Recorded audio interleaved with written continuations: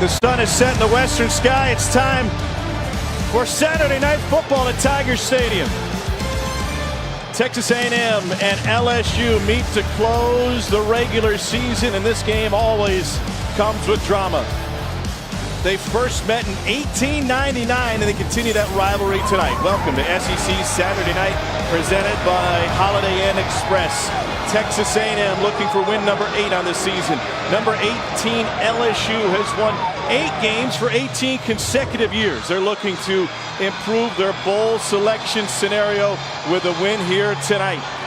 And with that, we welcome you to Tiger Stadium. Tom Hart alongside Jordan Rogers. We'll get to Cole Kubelik in just one moment. There is always drama surrounding this game. There's no question about that. Each of the last 3 regular seasons have ended with drama. But for this LSU team tonight, Jordan, it's senior night, 20 of them honored tonight, and a little bit of emotion in this building. Yeah, I can remember playing on my senior night. There's something special about the last time in a stadium, your entire family here. I think the emotion, the passion is definitely amped up pre-game, and sometimes that reflects your play as well. And Kevin Sumlin is under real fire right now as we move into the regular season finale. In the offseason, his athletic director said he needed to improve his win total, and he knew that that needed to happen. This game, this regular season finale, has come with drama each of the last 2 years when it comes to coaches and coaching rumors. 2 years ago, they carried Les Miles off the field after the win. He thought he was being replaced by Jimbo Fisher going into that game. Last year, more drama. It was a Thursday night game. On Wednesday, Ed Orgeron and company landed in College Station. He thought Wednesday he was being replaced by Jimbo Fisher. He thought Thursday he was being replaced by Tom Herman. In the end, that win and other issues led to Ed Orgeron sticking around as LSU's head coach. And now reports this week from the Houston Chronicle out of Texas A&M and Aggieland say that Kevin Sumlin will be replaced after this game. That's the fact. He's going to be a victim of his own success because he got off to a great start. He hasn't been able to replicate those win totals. Yeah, in a vacuum, Kevin Sumlin has done a commendable job this year. 18 true freshmen have played. They lose their starting quarterback week 1. Now he's back. But if you look at this program as a whole, they have not taken a step forward. 8 wins, 3 consecutive years. Even if they win tonight, it'll just be a repeat of what they've already done. They didn't take the next step as a program or against SEC West competition. So it still remains to be seen what the story is with Kevin Sumlin going forward. And for more on that, let's go down to the field as we check in with Cole Kubelik.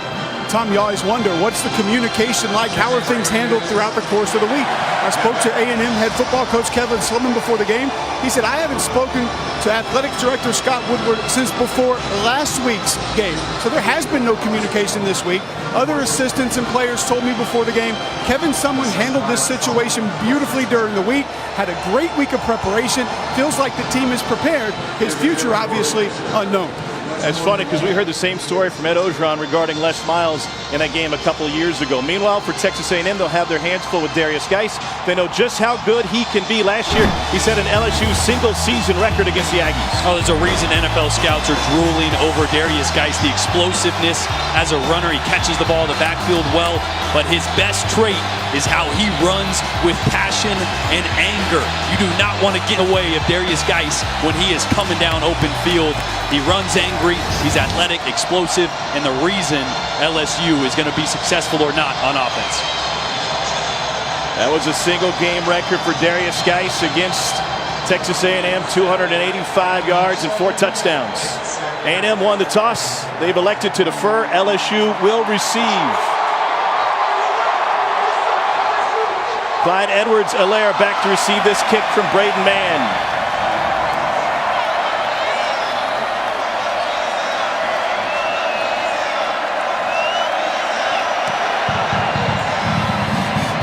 Line drive kick taken 3 yards deep, and Helaire will take a knee.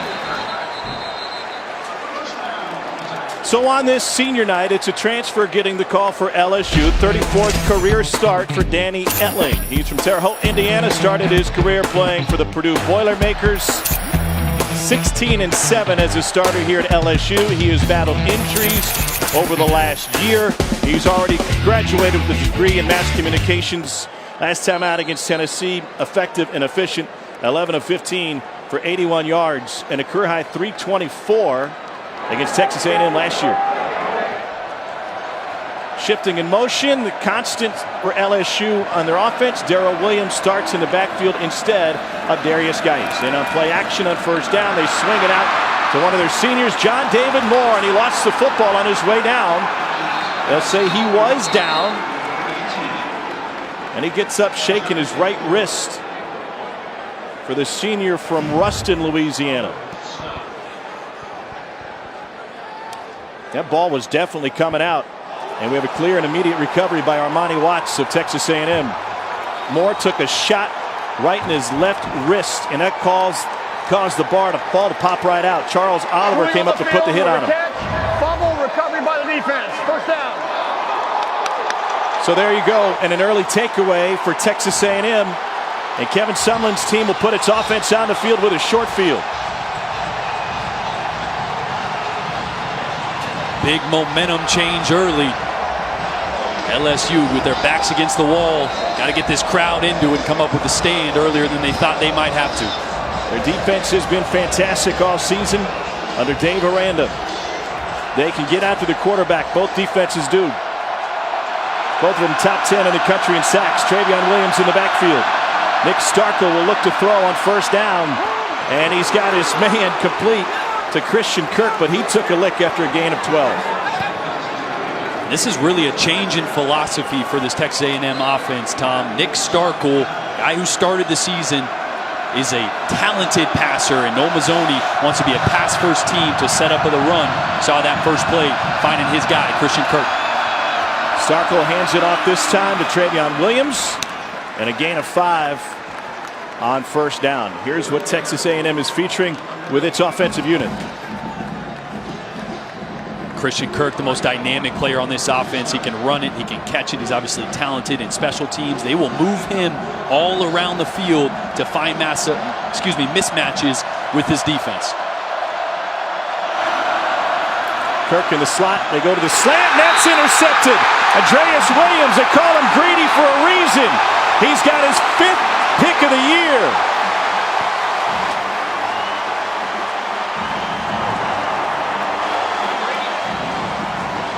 We're a minute, 2 seconds into this game, and we've had 2 takeaways already.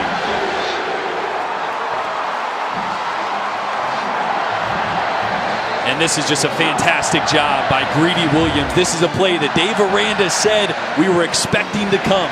Christian Kirk on the inside runs off. They try to hit a slant on the outside to Damian Ratley, and Williams read it the entire way. That's a great job of translating film study and practice onto the game field early. LSU's been fantastic in the takeaway department all season. Another chance for Etling and company, and here's Darius Geis with his first carry. Pushes the pile forward and picks up 4 before Tyrell Dodson comes in to make the stop.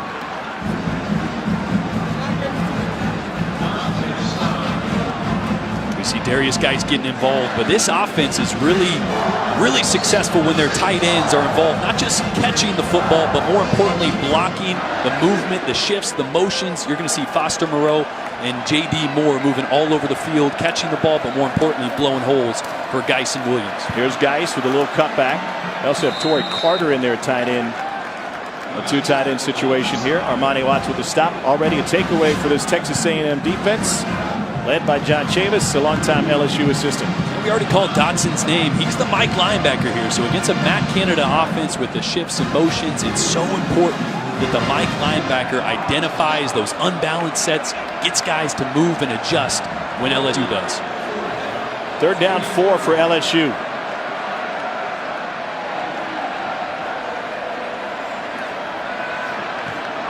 Incomplete. Trying to find DJ Chark, and we got a flag on the play. Armani Watts had the coverage. It looks like LSU will get a fresh set of downs here.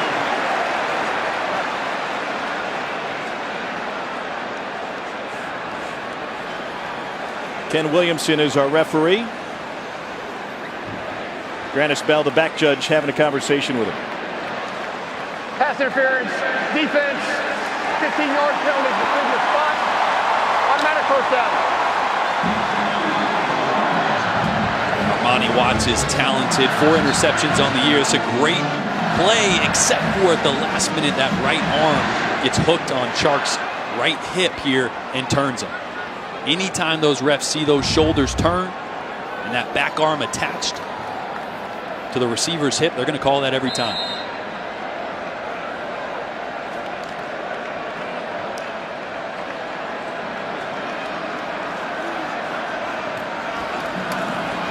Here's Geis. And he rips off another big one before Dotson trips him up. It's a gain of 9 for Darius Geis, who's 5th in school history, the 5th player in school history with back-to-back 1,000-yard seasons. At a Catholic High right here in Baton Rouge, about 5 miles away. 2nd in the conference with 103 yards per game.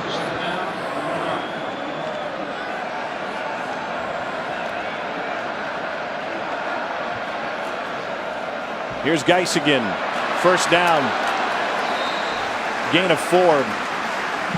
Buddy Johnson in on the stop from his linebacker spot for Texas A&M. And Orgeron in his 2nd season as LSU's head coach. We were talking to him yesterday about the turmoil surrounding this program and the uncertainty going into the game last year at Texas A&M. He said, you know, our plane lands in College Station, and I'm hearing that Jimbo Fisher's taking the job. Then we get to the next day, and I hear Tom Herman's taking the job. We win the game, come back Friday morning, meet with my athletic director. I left that meeting knowing that I was the clear number 2. Well, Herman didn't work out. Got the job a short while later. And he's looking for his 9th win this year. And a big gain on play action to Russell Gage. It's a gain of 31, senior to senior for LSU.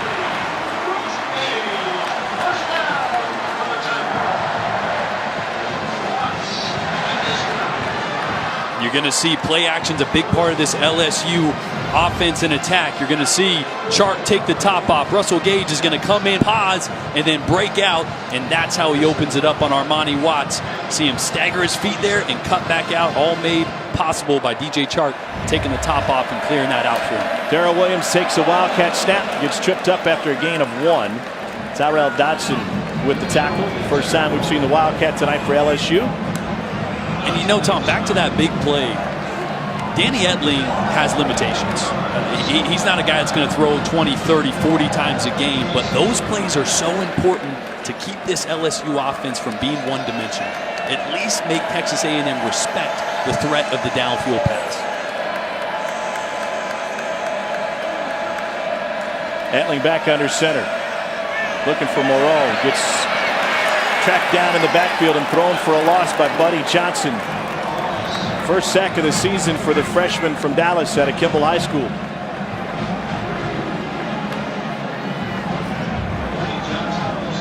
Trying to use Darius Geis as a decoy there, get a quick, easy throw, completion to the back, but well covered by Texas A&M. You're going to mix those easy throws for Etling with a few downfield shots to keep Texas A&M honest. Johnson made his first start against Arkansas a couple weeks ago. Back out there tonight. 3rd and long for LSU. They'll go trips to the left side. Etling staring that way. They'll let it go down the sideline. Too strong. Gage was his intended receiver. He was locked up by Antonio Howard. Good coverage by Howard downfield. Really nothing there. Could have tried to throw it back shoulder, but in the end, that's good coverage. Texas A&M in the secondary. LSU's had a revolving door kicker over the course of this season, and Orgeron has gone back to Jack Gonsolin, sophomore out of Catholic High here in Baton Rouge. This will be a 46-yard attempt.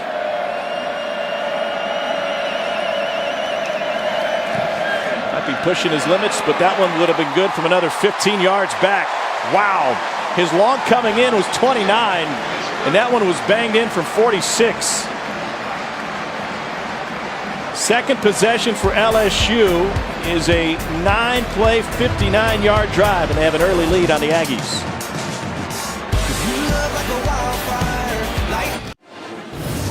Let's take a look at how LSU defensive end Rashard Lawrence is the readiest. Brought to you by Holiday Inn Express. Cole? Tom, he loves to fight through double teams, and he's good at it. You see against the run game, keep the shoulder pad square, low leverage, battles through to help make the tackle, and then in pass protection, get skinny and fight through that double team on the left side to force pressure on Jericho Arntano. One reason that big young man right there, Rashard Lawrence, is the readiest. Get skinny if you can, if you're 310, Tom. It's not very easy, but you find ways to do it. I love the way you yell, get skinny. You could be an aerobics instructor. I don't know about the outfit. No. That's exactly what I want to see. I hope there's no Liker in your closet. Keith Ford and Christian Kirk back to return. Both dangerous. No chance for a return out of the back of the end zone. What a crazy 24 hours in the SEC. Auburn wrapped up an SEC championship game appearance with their win in the Iron Bowl this afternoon on the Plain. 7-1, 10-2 overall. Alabama will have to wait and see if they can make it into the top 4 of the college football playoffs. And now LSU has a chance to go to 9 wins overall, 6-2 in conference play for a team that laid an egg against Troy. What a great second half of the season it's been. Absolutely. From a defensive standpoint, offense has kept them in games. But, boy, how about that Auburn-Alabama game? It'll be interesting to see if Kerryon Johnson is healthy because they're going to need him going up against Georgia in the SEC championship. That Auburn offense runs through Kerryon and Jared Stidham. Starkel has a man wide open on first down. That's Tanner Short, and he takes it all the way down to the 45. It's a gain of 29. John Battle finally found it, but nobody had Short coming off the line. Weird, too, because this is down here right next to LSU's sideline. There's nobody adjusts. That's Devin White and Corey Thompson. Those linebackers have got to bump guys over when they motion. Here's Keith Ford on the carry. Loss of football, scooped up by LSU. Another Tiger takeaway. Donnie Alexander stays in bounds. Touchdown Tigers. And they mark him out at the 23. They'll take this one back, but it was started by Kevin Tolliver's hit. And Nick Starkel's limping off the field for the Aggies.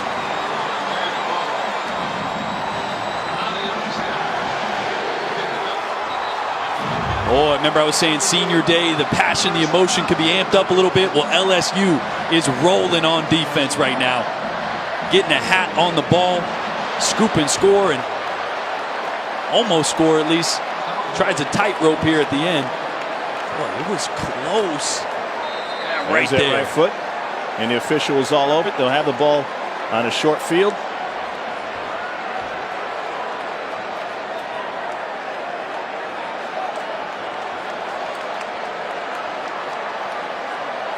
Good eyes by Lane Thomas, the head linesman. Gage in motion. Here's Darius Geis. Geis head fake, and he cuts it back in to rip off a 9-yard run. Armani Watts credited with the tackle, and Geis is already off and running. He's averaging better than 5.5 yards per carry after 5 touches. This offensive line is getting great push. We saw Will Clapp there, the center for LSU, get right up on Armani Watts playing down in the box. Opened up a lane for Geis. Look at that unbalanced set there, Tom. Look at 4 guys running to the top side of your screen. Monster shift. Geis picks up the first down. We knew coming into the season that Matt Canada wanted to utilize shifts and motions to try and give this LSU offense some curious looks to try to fool defenses. They've been so predictable over the previous years before Canada was brought in. They're a little bit limited by playing 4 or 5 different freshmen on the offensive line at some points. Absolutely. You think about all the movement, the length of those calls. That's tough for true freshmen, but anything you can do to get the defense to hesitate or play on their heels is an advantage for the offense. Here's Gage in motion again. And back to the right. Geis hit in the backfield, couldn't get out of the tackle, and he's taken down for a loss for the first time. Taro Alaka, the junior out of Cypress Falls in Houston, with the tackle. That's a great play by Alaka. Knifing in, shedding a block, making a tackle. Got to go low on Darius Geis. You'll learn that quick. This Texas A&M front is playing well. They're not the best in yards and points from a defensive standpoint, but they play really well on 3rd down, and they're improving in the red zone as we see them here. On 2nd and 10, Geis with a toss is only able to find a yard. Michael Clemens with the tackle for Texas A&M. They lost a lot of talent up front on either end for Texas A&M last year. Of course, Myles Garrett went on to the NFL. But these guys, Jared Johnson and Landis Durham, have picked up right where those guys left off last year. And right here, 3rd and 9, 3rd and long, this is where we see those pass rushers really start to square off. You're going to see Landis Durham right here off the edge. Here he comes. Trying to beat the right tackle. Almost got to Etling, and Etling will go down. Another A&M sack. Tyrell Dotson was able to clean up the mess after Durham turned Etling upfield. And that's the thing. Durham may not hit home every time, but you're going to see him come off the edge, and it's going to force Etling to step up and escape, which is going to allow the Texas A&M linebackers to rally and make this tackle. Great job providing pressure, and then Armani Watts, it's a safety playing up in the box. That's how athletic and versatile Armani Watts is. 33-yard attempt for Gonsolin. And that one's good. He is 2 for 2 tonight. LSU with a 6-0 lead. The sack was key, but it all started and gave LSU a short field thanks to another Tiger takeaway. Helmet on the ball from Tolliver. Alexander scooped it up. It's 6-0 Tigers.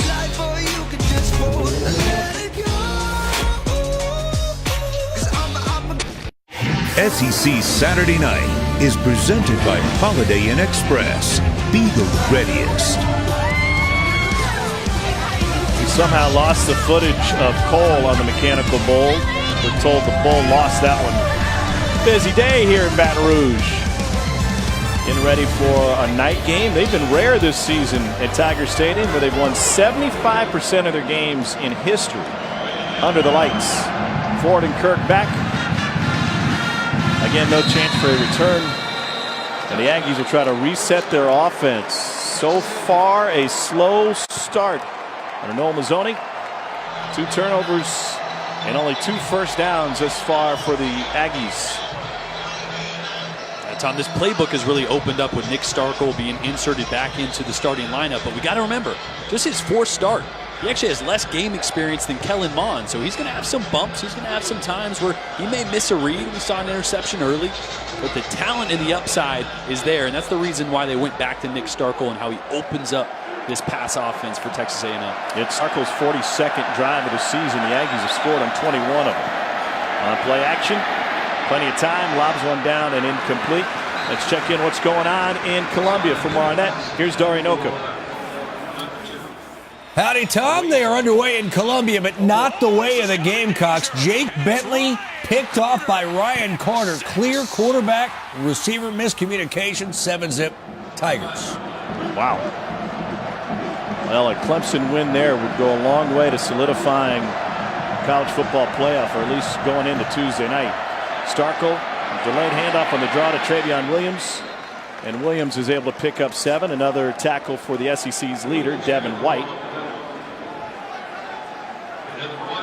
White came into this week leading the league with almost 10.5 tackles per game and 114 total.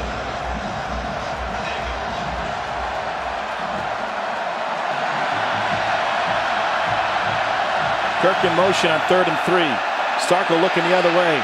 Pressured, back foot throw, and it's wide of Damian Ratley. Kevin Tolliver had the coverage. What is not working so far for A&M? Well, it's just really good coverage downfield. And we spoke with Dave Aranda earlier this week about what they were going to do on the defensive side of the ball. And they say we might start mixing a little more zone coverage, giving our guys a little more chance to have eyes on Nick Starkel. Now there's not the threat of a running mobile quarterback in there. So we're seeing a little bit of that. It's just good coverage downfield for LSU early. LSU long has been a defense predicated on man coverage, both because of and as a result of having so many pro prospects on the field. DBU here at LSU. No return on the punt from Shane Trapuka. It checked up and went backwards on him, and it's only a 29-yarder. LSU with a pair of field goals to start this one. Looking for the first touchdown of the night when we return to Death Valley.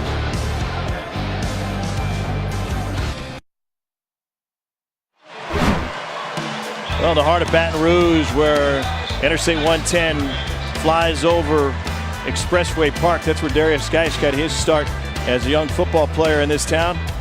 Ended up transferring to Catholic High School just a few miles away from Tiger Stadium. Came up with and from a rough background. He is an honest kid. We spent some time with him early this season. Spent some time with us early this season. He's got such a great passion for the game and positive energy. And he is talented. Darrell Williams is in the backfield now for LSU. Etling going play action. Great coverage downfield. He's going to chuck it anyway. It is hauled in! DJ Chark with the catch. Flag down after a 48-yard completion. How did that drop into Chark's basket?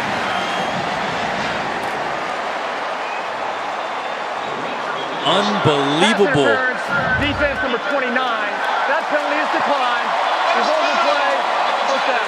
Tom, that is such a difficult catch. That's like Willie Mays in center field over the top of his shoulders. Receivers practice this, but there is no replacing running full speed downfield and catching a ball like that.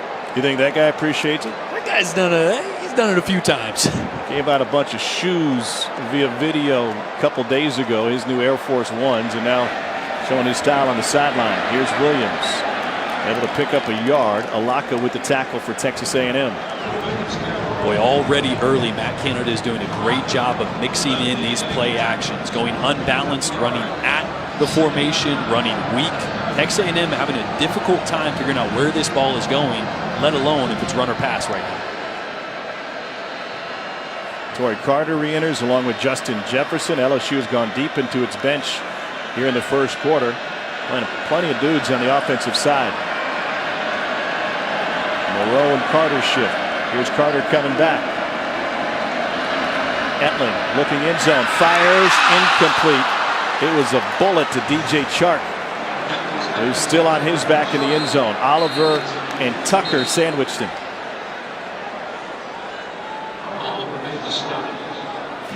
Tell you what, this ball is jumping out of Danny Etling's hands. Said he has some limitations early, but he is pinpointing the ball. This one's in tight coverage. I'd like to see that should be made, but until you've been that receiver right there with the safety, Derek Tucker for Texas A&M, honing in on you, that's a tough one to come down with. So Chark will come off for a moment. You talked about Etling trying to get to full strength. Injured hand in his fourth quarter against Tennessee. Also a back injury, rib injury, ankle injury this year. Off-season back surgery after the spring game for LSU. 3rd down 9. Aggies bring extra men. Etling end zone again.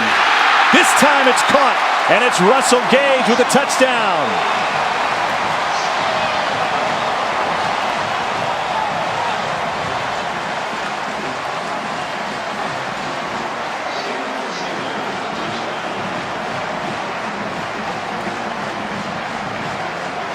Took him only a minute 13 to find the end zone. Texas A&M went Mike shoot here, brought the pressure, which means it's man coverage on the backside.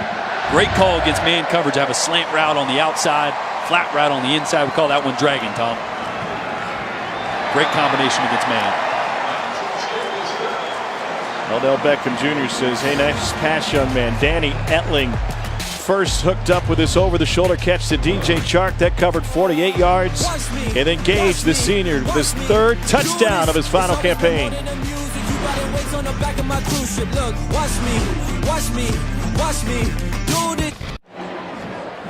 You're going to see man coverage on this last touchdown, which means they're bringing pressure. You're going to have a slant on the outside here by Russell Gage. And what I want you to watch is the hips of this corner get turned to the outside, and that's what really sets up the opening here for the touchdown. Great double move or a little hesitation at the top of his route by Russell Gage. Gets the corner's hips turned. Charles Oliver out there was thinking fade. Etling and Gage were thinking slant. 12th touchdown pass of the season for Danny Etling. Christian Kirk's begging for an opportunity to return one. Hasn't had a chance yet, and still won't. Well, the guys will have plenty to talk about Monday night at 7 Eastern. Thinking Out Loud with Greg McElroy and Marcus Spears. They'll talk football. They want your participation via social media and live call-ins throughout the show. It's also available streaming live on the ESPN app. Our SEC championship game is set at new Mercedes-Benz Stadium. It'll be Georgia and Auburn. And just released by 538, odds to make the college football playoff. They have Alabama at 55%, which is interesting when you consider that is in front of both Auburn at 53% and Georgia at 44%. Lots to digest there. Starkle hands it off. And Travion Williams fights for 4 yards. Caleb Chason with the tackle for LSU. Be surprised if Mazzoni here starts to call a few quick throws for Nick Starkel, get him back in a rhythm, tried to take a few shots, nothing downfield. Got to get him comfortable early in the game here when you're struggling. Comes in having completed 58% of his passes. Straight ahead, Williams for more on A&M's offensive coordinator. Here's a guy that played for him at Auburn, Cole Kubelik. Spoke to Mazzoni before the game, Tom, and he wasn't confident they could do what they just did right there, and that's make a living between the tackles. More success on this drive, but Mazzoni kidding around with me. He said, Cole, I might throw the ball every play this game. We got nothing to lose, and this is a really good defensive line. Our offensive line is young and inexperienced. We're going to have to pitch it around tonight to win. 3rd and 2, looking for a first down. They'll turn to the running game again. And brought down short, it looks like, depending on the spot. A&M has run 11 plays. They've managed 2 first downs. They've turned it over twice. And this will be 4th down, 4th and short. We'll get into it more, but this defensive front is playing at a very high level right now for LSU. Greg Gilmore, Rashard Lawrence, Ed Alexander in there at nose. Some big bodies that are playing very, very well right now. And that's the reason Mazzoni said we're going to toss it all over the place, because tough to go consistently at those guys in the interior. It was interesting the language he used. We have nothing to lose here tonight. We talked about Kevin Sumlin and the staff being on the hot seat. And you wonder if they would throw caution to the wind if they had a chance to do so. Shane Trapuka with a boomer of a punt, much better than his last one, and it's handled inside the 20 by DJ Chark. That was a 46-yard punt. 20 seniors took the field tonight at Tiger Stadium for the final time for LSU, including Russell Gage out of Baton Rouge, right here, hometown kid, and he's gotten off to a great start thus far. That was a 31-yard gain. Also has a touchdown. DJ Chark hauled in this 48-yard over-the-shoulder catch to set up LSU's first touchdown. And Danny Etling out there with his family. The Purdue transfer has found a home as the starter here for LSU, and he's got the Tigers off to a 13-0 lead. And we're not yet out of the first quarter. Geis is in the backfield. He's a junior, but this likely his last game here at Death Valley as well. And Darius Geis makes it past the line of scrimmage for a yard. Ed Ogeron was asked during the week if this program would honor juniors who are likely to go on to the draft in the NFL. He said we will have a plan for them in the future. They can come back for the spring game. Those guys came back for the spring game this year. All the ones that moved on to the NFL. Holy smokes, that sideline was loaded. More LSU players in the NFL than any other school in the country on opening day rosters. They got 50 of them. Jet sweep for DJ Chark. And he took a pop just on the sideline from Derek Tucker. 50 players on opening day NFL rosters for LSU. Trojans are second with 45. There's Odell Beckham Jr. People always ask why we talk about the SEC being one of the best conferences. It's not always about the wins and losses as it is about the talent. It's got 3 SEC schools there in the top 5 in the country with guys on NFL rosters. Talked a lot about the defensive backs that have come out of LSU. There's plenty of offensive talent that has come out of here lately as well. To be honest, kind of was a double-edged sword for the previous coaching staff. That's complete for a first down to Derek Dillon. And by that I mean that the fans saw these guys move on to the NFL and have great success, and they said, wait a second, why weren't we more dynamic when that guy was on campus? Or why didn't we score more points when this guy was here catching the football for us? Very predictable in the past. They were predictable by personnel. They were predictable by down and distance. They are predictable by game situation. And Matt Canada has tried to be balanced this year. And maybe with a more dynamic passer, they'd be more wide open and more prolific. But at least he's been consistent in being unpredictable with the play call. Like Chark on the jet sweep, tries to cut it back forward. And what he talked to us about yesterday was, you know, we might get in a game where we run a ton of jet sweeps. And we're asked by the fans that criticize us and say, why not run the ball forward? Well, we're going to take what they give us. We're not just going to do things just for the sake of doing it. Yeah, I mean, this offense makes a defense pick what you're going to do. Are you going to try to defend horizontally? Are you going to try to get guys on the outside to control the edge rush, the jet sweeps, the outside zones. You're going to be more stout in the middle. You got to choose, and Matt Canada has an answer for whatever that defense decides to do. LSU's had all the answers here in the first quarter against Texas A&M. Kevin Sumlin's team has turned it over twice. They have yet to score a point. And the Tigers in perfect control through one quarter of play here under the lights at Tiger Stadium. Danny Etling's 12th touchdown of the season. And LSU leads 13-0 as we go to the second. Decided who would represent the West. Jared Stidham had a big day. Number 6 Auburn over number 1 Alabama. And so it will be Auburn and Georgia in a rematch from their regular season meeting. Georgia's making its 6th appearance in the title game. Auburn's 6th as well.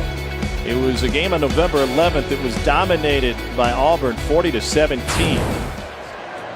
5 of the 6 previous regular season winners won the rematch in the championship game. Etling gets it to Geis out of the backfield, and he dances up for a first down, runs into Chark, and Chark will help spring him down the sideline. It'll be 18 yards on a catch and run by Darius Geis. He says he runs angry. He may have been angry at DJ Chark here. Watch this play design. You get the whole offensive line going with the jet sweep, and you leak Fournette, Darius Geis back on the weak side. No eyes go with him. Easy throw. This is what Matt Canada's offense does. It creates conflict with linebacker, eye discipline, and gap control. They get everybody going one direction, and they sneak their best player with nobody's eyes on him to the other side of the field. They're going to overload the right side of the line with Sadiq Charles moving over there. Geis running right up his offensive lineman. This is an LSU offense that continuously shifts and motions, Cole. Tom, I tell you, I would love to do it as a former offensive lineman. Gives you something a little bit extra to prepare for and be excited about. I spoke to Terry Price, the defensive end coach for Texas A&M, before the game. He told me they spent more time on alignment and the offensive line and tight end shifts this week in practice than they actually did defending plays. Said that part of it was very difficult in their course of preparation all week long. Not to throw shade, Cole. I know as an aerobics instructor, you have great anaerobic skills. However, in the offseason and in the spring, these offensive linemen were talking about how much running they did. Look at this. Torrey Carter gets free. And Carter gets taken down by Alaka only after a gain of 28.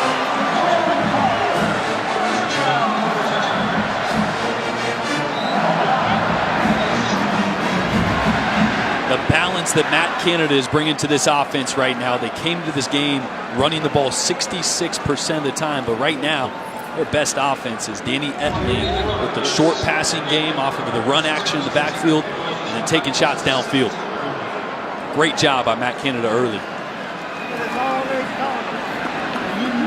That was just the 5th catch of the season for the freshman tight end. Now Darius Geis hurdles his own guy. And Geis, with a full head of steam, is able to pick up 8. They are just cutting right through this Texas A&M defense play after play.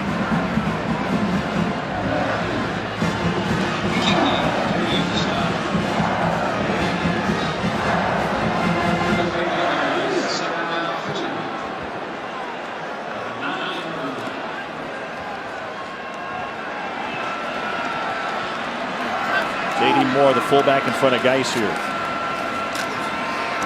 Good vision, and Geis has another LSU first down. Jacoben Henderson in on the stop for Texas A&M. He might have been ruled just a little bit short now that we see where the spot is.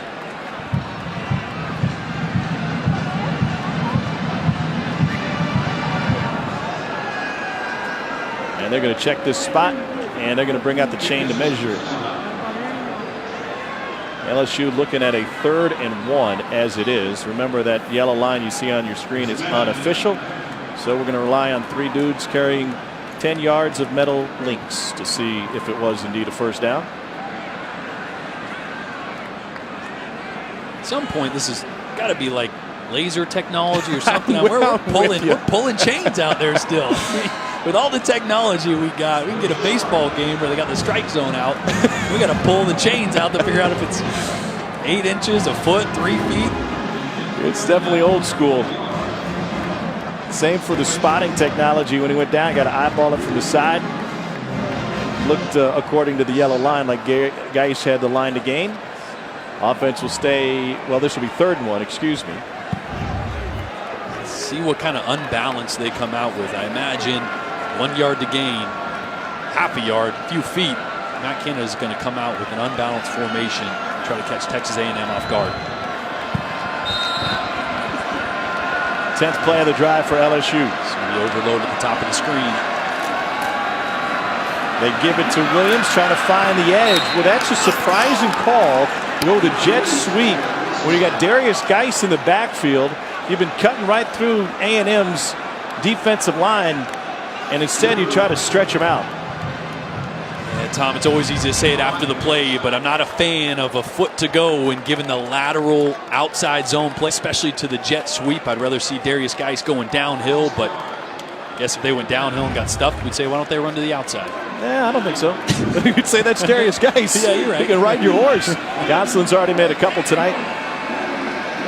Took over the starting job from Connor Culp this week after Culp missed 3 kicks against Tennessee, and that one was yanked left. Frustrating finish for LSU. That drive comes up short after a big A&M stop on 3rd and 1.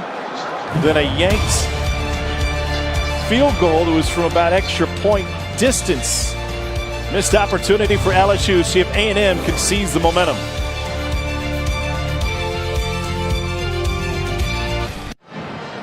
Welcome back to SEC Saturday Night, presented by Holiday Inn Express. Gonsolin 2 of 3 kicking so far tonight.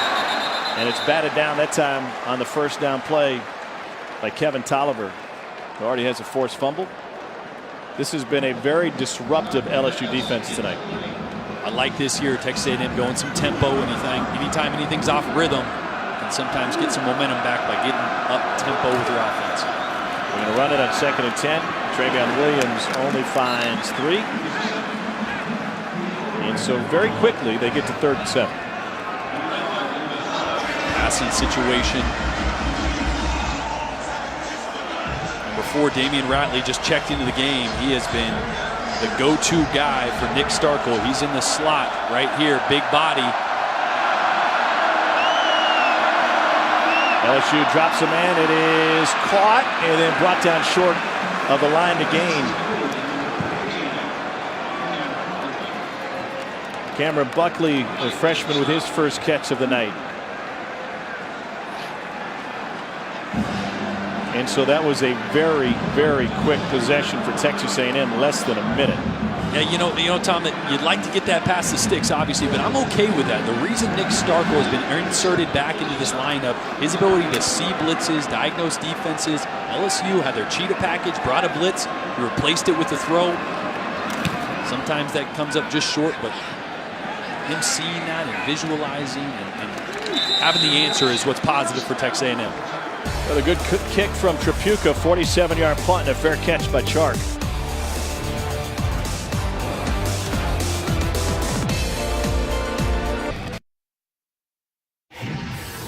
Dari Noka in studio. Of course, the biggest game of the day around the country happened earlier this afternoon on the Plains. Jarrett Stidham leading Auburn to a 12-point win over Alabama, sending the Tigers to the SEC championship game and giving them their 2nd win against a #1 ranked team this season. Auburn and Georgia in a rematch in Atlanta, guys.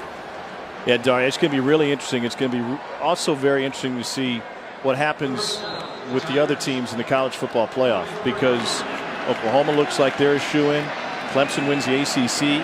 They should have a spot locked up. We're going to have Auburn and Alabama among the 4 teams in the playoff, a 1-loss Alabama team. Yeah, hard-fought game there. If Auburn continues to run the table here and controls their destiny in the playoffs, you look at Alabama, and just from an eye test standpoint, it's going to be tough for the committee to keep them out, let alone that 1 loss being against an Auburn team who's going to be ranked very high. Auburn, the first team to beat #1 in the college football playoff 2 times in the same season. And to win against Georgia earlier. In a matter of weeks. Alabama, yeah. 2nd and 9 here for LSU.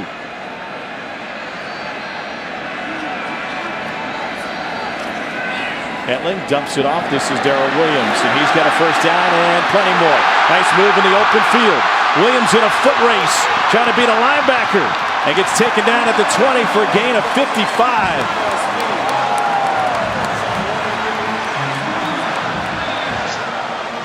The senior is the chess match that is Matt Canada. They've ran this play action flat route. This time they leak Williams in on just a little inside screen, and Ed Ingram, the right guard, true freshman, blowing the way for Williams. Sprung that one.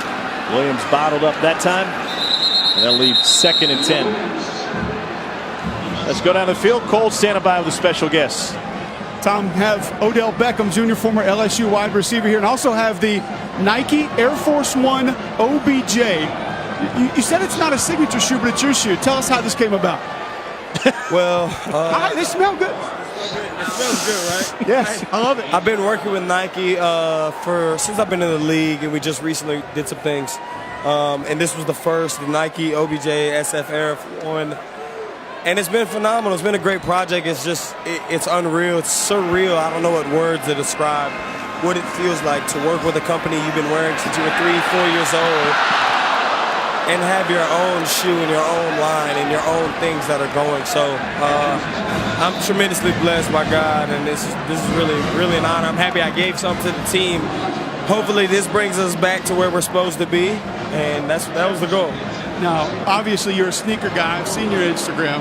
If not this shoe, if you had one other pair of sneakers to choose that I could let you wear, what would it be? It'd be this boot right here. Well, you want to get rid of the boot, though, right? We got to get rid of the boot. No, any other shoe, the Nike Marty McFly is probably one of my Air Max, did you get them? I saw you try them on. Yeah, I have some, but they're unreal shoes. Just there's so many shoes that Nike's has made that's just phenomenal. So this is truly a blessing. What would you think about playing in Matt Canada's offense? It would be phenomenal. You know, I went here, and you know these guys, they try and say that I'm a selfish guy and I want this. I went to a school where we ran the ball, 1st down, 2nd down, 3rd down. You know, so I'm all about the team. This right here would be an example where Jarvis Landry, myself, and Jeremy Hill could have thrived in. But you know that wasn't our time. This is the time now. So it's time for these young guys to take advantage of it, man, and bring LSU back to where we're supposed to be. Great stuff. Thank you. Thank you so much. Back to you, Tom. All right, Cole, thanks. Here's Darrell Williams. He takes it down to the 1-yard line. Great catch by Foster Moreau. An effort on the previous play to pick up the 1st down. There's only one thing Cole loves talking about more than an offensive line, and that's shoes. And good shoe game by Darrell Williams here to take it to the doorstep. That's Cole's dream right there, talking about shoes. But Cole, put in a word, because we need some of those up here. Yeah. But trust me, Cole's already asked for a pair of those in 13. 12 and a half, Cole. 12 and a half. It's 80 Moore, fullback in front of Darrell Williams, trying to get the senior to pay it off. Here's Williams, plunges in, touchdown, LSU.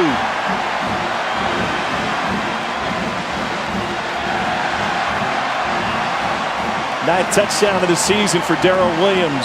Tigers rolling. Tom, this is the best called 1st half that I could remember from watching film on Matt Canada. The versatility to which he's using misdirection, play action. We saw the misdirection. They leaked the tight end backside. Foster Moreau, as I mentioned early in the game. I mean, he's throwing everything but the kitchen sink at Texas A&M right now. They don't have an answer on defense. Point after is good. 20-0 LSU. How would Odell Beckham Jr. like playing in this offense where Danny Etling's already thrown for 215 yards and a touchdown tonight? And on the ground, Darrell Williams finds the end zone. Yeah, that dude likes it.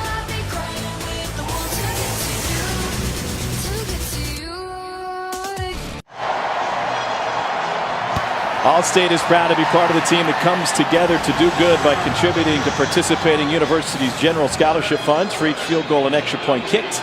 To date, Allstate has contributed millions in scholarship funds. All LSU here tonight. 20-0 midway through the 2nd quarter. They're trying to get the ball in the hands of Christian Kirk on the return. The problem is they haven't had a chance. All touchbacks thus far from LSU. This one shorter, but hang time, and Kirk, one of the best in the business from just inside the goal line. Out to the 20. No pressure has been on Kevin Sumlin all season long since his athletic director, Scott Woodward, in the offseason told him he had to win more. 51 wins in 6 seasons, 42 in the 6 years combined. And that's more than all the 3 SEC teams in that span. Alabama, Georgia, and LSU. The AD's been on the job for a couple of years. He's a Baton Rouge product out of Catholic High. Said Need to get better, need to improve. Well, 8 wins each of the last 3 seasons. Sitting at 7 right now. They will not improve on the regular season win total.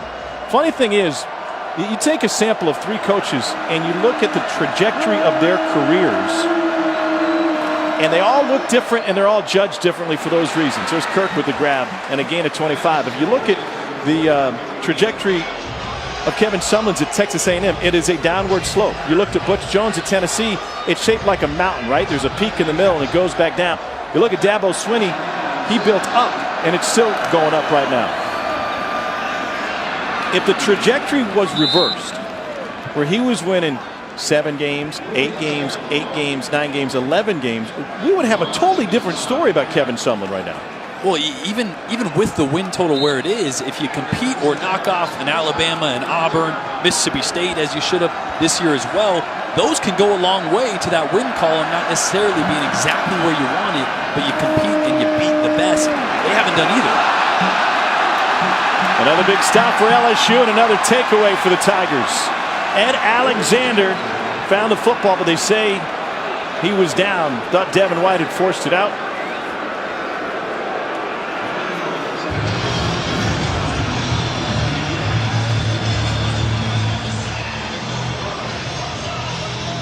Hard to tell. He was laying on top of Devin White. I don't think he was down. Let's see. Booth didn't get a chance to stop it. Yeah, they did. This will likely be the 3rd takeaway of the game for LSU. Timeout, LSU. First timeout of the half. That'll give the replay booth timeout. extra time to look at it. Doyle Jackson is our replay official tonight.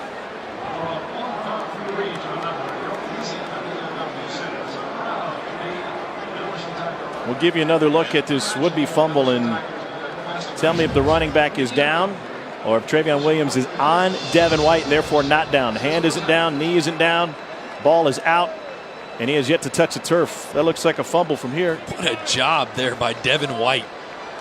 Falling backwards, taking Travion Williams down. Corey Thompson getting in there, helping him out, but that ball is coming loose, and Williams is on top of Devin White's right leg. That is heck of a play. And still the old Ruggaroo. Ed Alexander looks like he has a fumble recovery. Coming over the top. Ruling on the field was the runner was down prior to the ball becoming loose. The previous play is under review. Yep. And as they take more and more looks at it, it gives us a chance to go back to this Kevin Sumlin era, and if it is indeed ending, how we got to this point. Because you talk to A&M people, at the time, Kevin Sumlin was the perfect hire for the job at the right time. Johnny Manziel, of course, won the Heisman. They had all these draft picks coming off the offensive line, playmakers on the defensive side of the ball. It was a program that needed an infusion of energy, confidence, and swagger, and that's what he brought with him from Houston. But that's changed.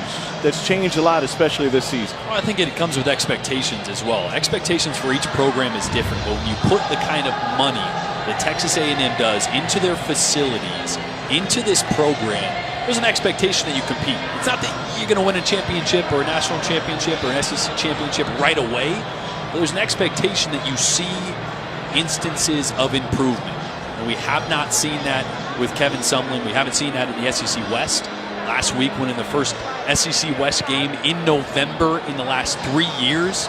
I mean, he hasn't finished seasons the way he started seasons, hasn't taken the next step from a win column standpoint. And what's the definition of insanity, Tom? Doing the same thing over and over again, expecting a different result.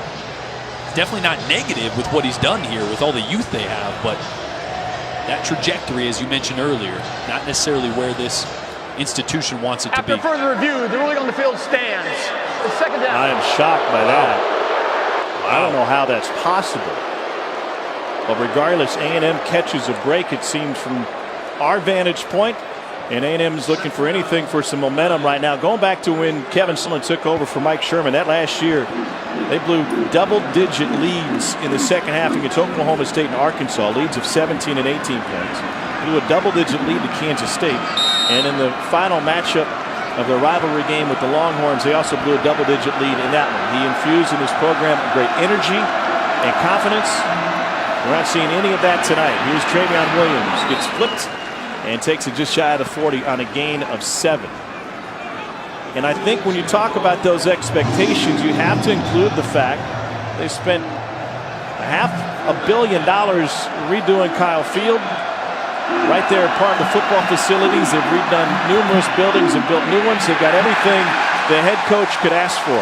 And it might not be, given its history, a top 10 program, but Texas A&M looks like a top 10 job for the right guy. Oh, it absolutely is. With the resources they have, you're in Texas, the recruiting grounds that comes with that in Florida would be the best places to recruit in the country. So that expectation and that job is very, very attractive for a lot of coaches. Evan Sumlin was the offensive coordinator for R.C. Slocum in 2002 when that staff was fired. He said the difference between now and then, he goes in, if Paul Feinbaum was doing something, I didn't know who he was. We didn't have a Big 12 network. I didn't have 4 TVs in my office. And if you got opinion from a writer, it came in a newspaper, and it came a day later.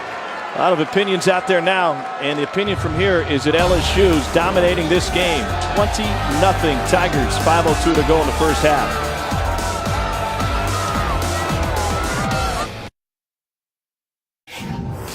In moments, we'll bring you the Regions Bank halftime report. Doring Chiswick will show you just how Auburn was able to get it done against Alabama and get to a rematch with Georgia. Clemson and South Carolina kind of going the wrong way if you're an SEC fan. First half thoughts here? I see a much different team from LSU than the one I saw September 30th in Tiger Danny Stadium. Etling is on fire. We don't say that often, guys. We don't. Here's what happened around the league today. By the way, Tennessee lost 8 games in a regular season for the first time ever. Now, only Ohio State can say that they haven't lost 8 games in a single season. Disappointing finish to the year on Rocky Top. We'll see who's next taking over there. Georgia won its 9th straight road game in Midtown Atlanta, took down Georgia Tech 38-7. How about Drew Lock yesterday, by the way, against Arkansas? Set a new SEC single season record. He now has 43 touchdown passes on the year. Unbelievable. We'll see if he takes his shot at the NFL or comes back. He's got the talent to, that's for sure. As talented a quarterback as there is in the country. Incredible comeback by Barry Odom's squad over the course of the season.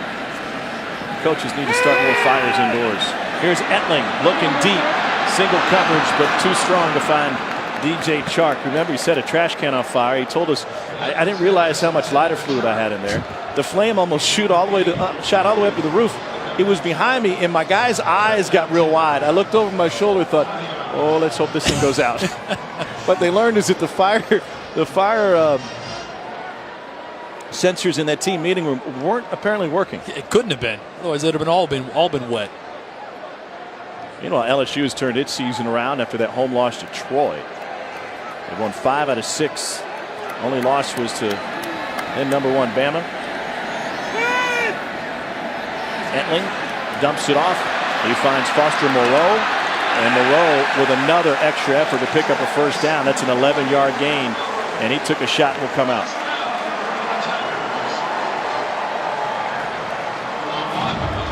You're going to see Dalen Mack working here against a couple double teams, providing the pressure on Danny Etling. He's able to buy some time.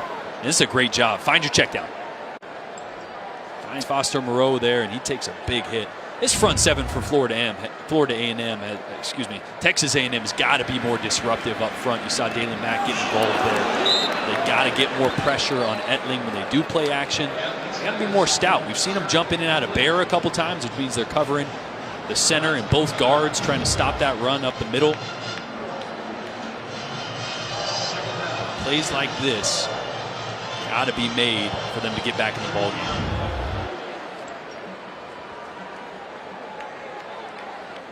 It's big Dalen Mack there. 6'1", 320. That's a big boy. 5-star recruit coming out of Bladewater High School in Texas. Geis weaves his way through for a gain of 7. Derek Tucker with the stop.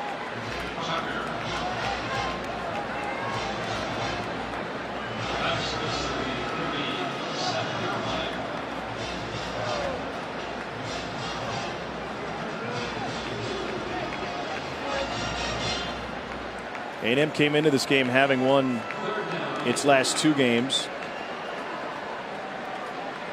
won at Ole Miss last week, blew out New Mexico at home at Kyle Field, but not a whole lot of energy from the Texas A&M side tonight. Etling to Chark. Somehow he hauls it in. He recovered for a 15-yard gain after bobbling it on the way in. Armani Watts tried to secure the ball and he missed knocking it out.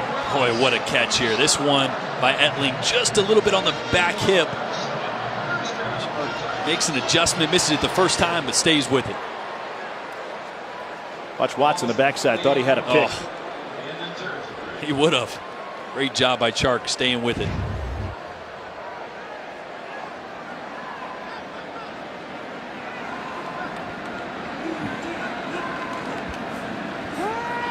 Darius Geis bounces off defenders and gets spun around at the 42-yard line for a gain of 6. Gotta go low on this guy. Charles Oliver, 21, right here. It's the second time he's missed a tackle by going high. First one missed on Torrey Carter, the tight end. Gotta tackle guys low. Etling finds Stephen Sullivan. Long pass to pick up 8.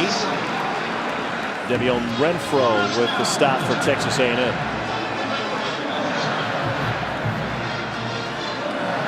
We spent a lot of time talking about Kevin Sumlin on that previous drive. I think the question for Aggie fans is if you think you can get a championship coach, not the fans, but obviously the athletic director and the boosters, and make those decisions, do you make a change there? Reports out of the Houston Chronicle this week were that a change would be made. Going back to a word you used, though, is expectations. Are those fair expectations to have at a place like Texas A&M? We've invested so heavily in a new stadium and in the program overall. I think it's fair expectation to expect that your program under one coach continues an upward trajectory. Not that you have to win a national championship in X number of years, but we just haven't seen the consistent improvement within the conference against their rivals, against the best teams in the SEC West. And it is the toughest division in all of college football as Michael Clemens comes up with a sack. Loss of 2 that time. Texas A&M starting to bring the pressure. LSU, second timeout of the half. This will be a 30-second timeout. Coming up at the half, you can watch the live performance of the Golden Band from Tigerland on SEC Network Plus. Starts streaming now on the ESPN app. Boy, they are fired up tonight, aren't they? Yeah. Leave it to the woodwind section to bring the heat. I played recorder back in the day. Hot cross buns. Yeah. It was all over that one. Figures. Twinkle, Twinkle, Little Star in your repertoire? Probably not. No. I'll tell you what. Like 4 of those are all the same tune, you know. So if you knock off one, you can say you got them all mastered. But I don't. Oh, fair. LSU's dominated time of possession. This one started with consecutive takeaways before the Tigers were able to find their first points on a field goal. And Danny Etling on this senior night has been hot. 13 of 18 through the air for 253. A couple of big passes. They've stretched this Texas A&M secondary on some big plays. Yeah, great creativity by Matt Canada, mixing in the short passing game, the slants with the deep shots, and really most impressive thing I think LSU's offense has done is continue to push the tempo. Obviously, Etling has been extremely efficient. They've been explosive. But outside of this timeout that we just had, Texas A&M has been exhausted. Their defense has had their hands on their hips. They've been rotating their front as frequently as possible. LSU has them tired with the pace of their set. This is the 46th play of the first half for LSU. Etling past the cheerleaders and towards the stands. Only 20 minutes time of possession for LSU. And with a 4th and 7 looming, LSU is going to try to add another long field goal. Gosselin hit from 46 in his first attempt. That would have been good. That looked like from 60. This will be a 47-yard attempt.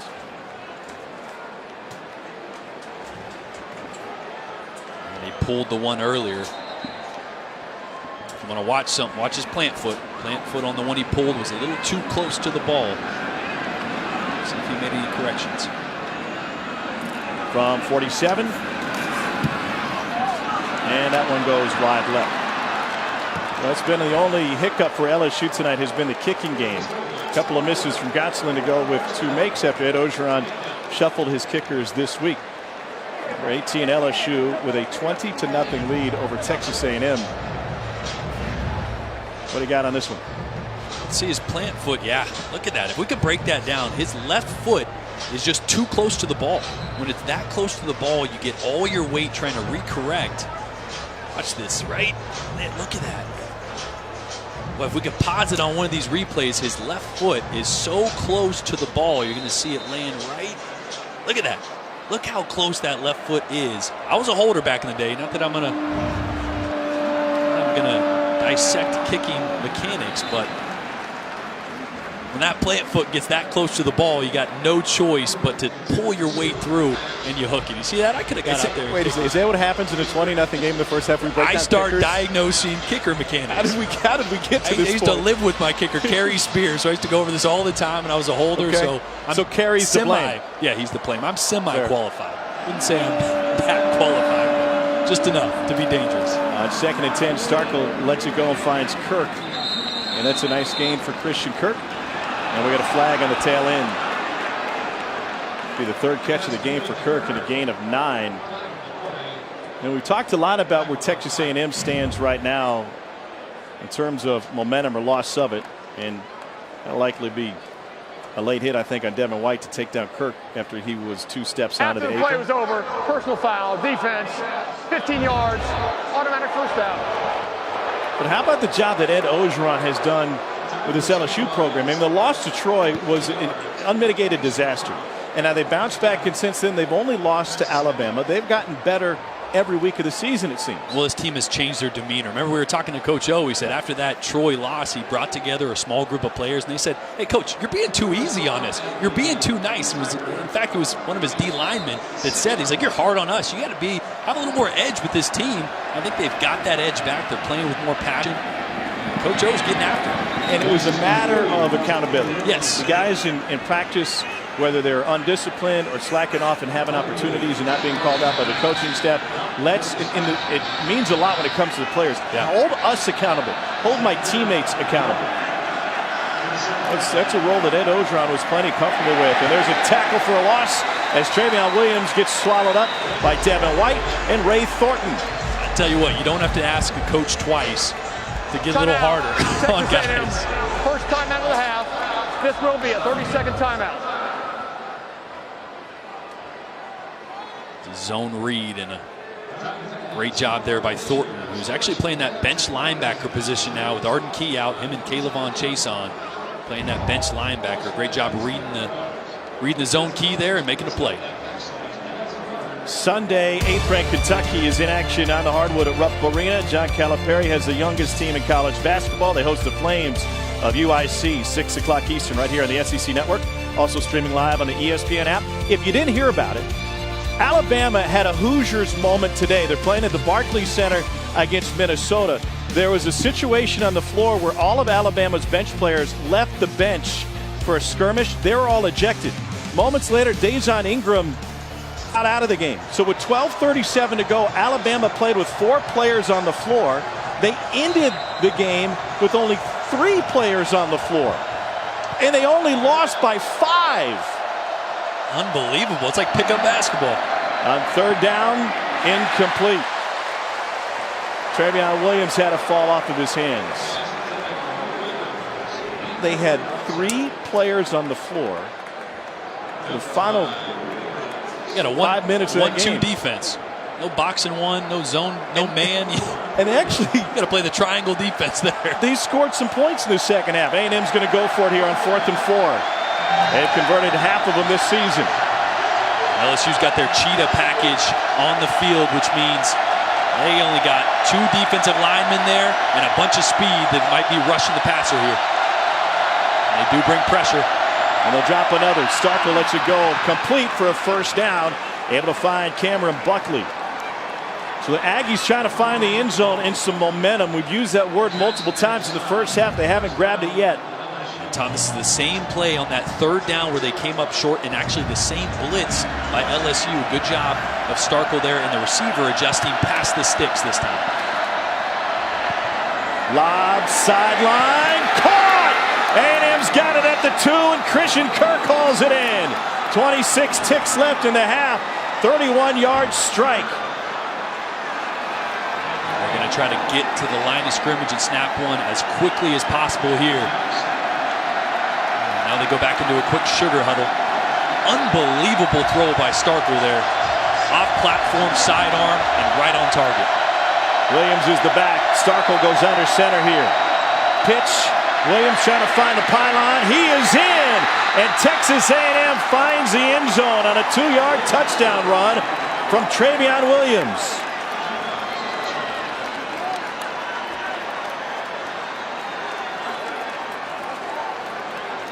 Love the play call there. You get to the line of scrimmage as quickly as possible.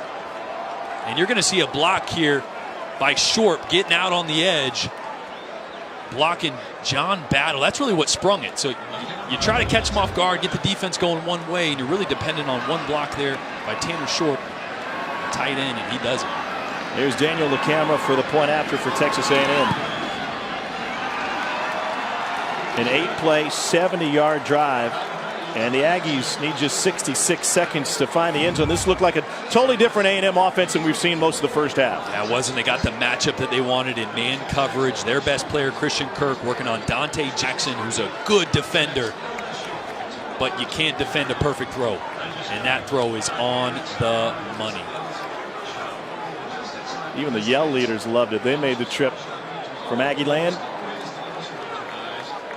7th touchdown run of the season for Travion Williams, coming off of a season-high 26 carries last week in their win against Ole Miss. By the way, that win looks a lot better after what Ole Miss did in the Egg Bowl. Thoughts with Nick Fitzgerald, Mississippi State's quarterback, suffered a broken leg in that game and underwent surgery yesterday. 21 seconds left in the half.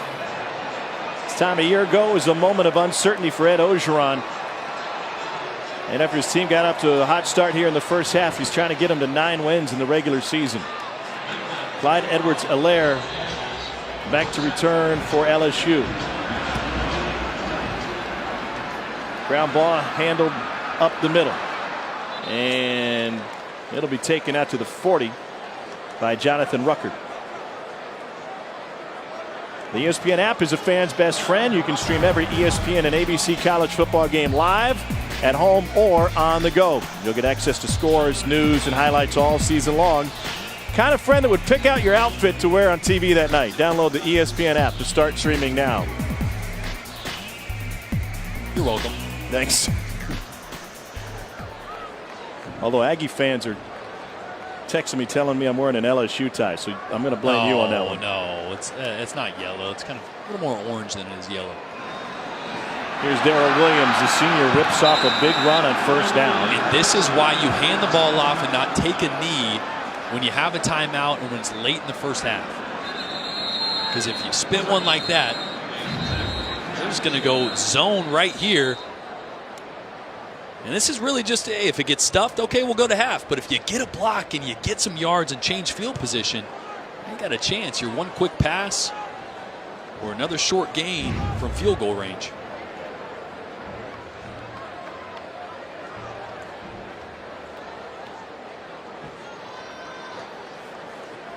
LSU has shuffled guys along the offensive line all season long. This is Toby Weathersby, junior out of Westfield High School in Houston. Pardon me, the Tigers have shuffled guys in the O-line. Really, both of them had, as a point of fact. And so Weathersby being tended to by Jack Marucci and the LSU athletic training staff. Taking a long look at his lower right leg down around his foot or ankle. And they're already missing KJ Malone at left tackle. Sadiq Charles over there. Yeah, Malone's been out since the Florida game with a knee injury. He was honored before the game tonight as part of senior night. His dad, Carl, second all-time leading scorer in NBA history, was on the field. See him on the left side center of your screen right now.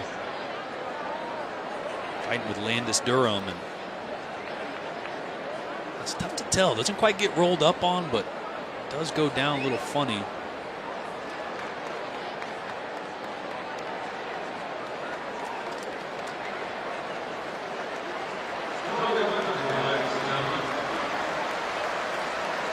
You want to tell me how those two are helping Toby Weathersby at 6'6", 308 off the field? I mean, They're not. Jack Marucci's done a sensational job his entire career here at LSU. He's very well respected. Hey, just kind of more of an escort. Right? Yeah, We'll help you out. But it looks like it's his right leg. He's putting some significant weight on it, though, so that's good to see. It's more like Toby Weathersby's carrying those two. All right, but now you got a chance. You need about, boy, at least probably 12 to 15 more yards to get into deep field goal range. Some kind of pass they come up with intermediate. Etling slings it to the outside. They'll get out of bounds with 4 seconds left on the clock. Gage with the catch for LSU. 4 seconds, not going to be enough time to run another play. You have to make a decision here whether they're going to take a chunk to the end zone and it's out of field goal range. Like I said, you needed about 8 more yards or so to try to get to the 30. So imagine they're going to roll out Etling here and take a shot to the end zone. Got 3 receivers to the top of your screen. They'll get in formation in the end zone if Etling's got the arm to get it all the way there. Davis, the lone receiver near side. Etling will step up in the pocket. And still has time and finally gets taken down by A&M. Michael Clemens has had a whale of a first half for the Aggies along that defensive line.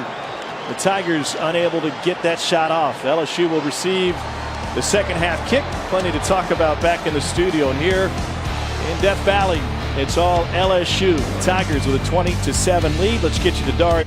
All right, Travion Williams getting into the end zone after the big pass from Nick Starkel. Aggies scored last. Would help them if they could score first in the third. Second half's next.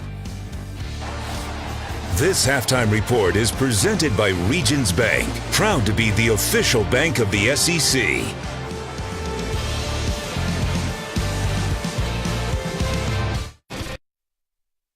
It's about to be a good one, y'all. Stay tuned.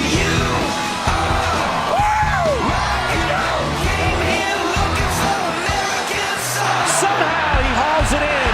This time it's caught. And it's Russell Gage with a touchdown. Is in. Touchdown, LSU. Welcome back to SEC Saturday Night, presented by Holiday Inn Express. Kevin Sumlin's Aggies put a late touchdown on the board to make this thing interesting. We'll see if Nick Starkel and company can keep it rolling in the second half. Meanwhile, Ed Orgeron and LSU got off to a sensational start behind the passing of Danny Etling. They're trying to regain that momentum. They'll get the ball to start the second half. Welcome back. Tom Hart alongside Jordan Rogers. You know what was interesting about Texas A&M getting that last touchdown is if they can be playmakers on the defensive side of the ball, they can get right back in this game. Well, absolutely. Look what LSU's doing. They're generating turnovers in a short field for their offense. So Texas A&M's got to start doing the same thing. Really starts up front. When you talk to John Chavis, he needs more out of his front seven, being disruptive, creating turnovers on the back end. They got to do that if they're going to stay in or compete in this game. And a correction, Aggies will get the ball to start the second half, so they'll put their offense on the field immediately. They found some rhythm on that last drive. Tough to win here on a Saturday night in Tiger Stadium.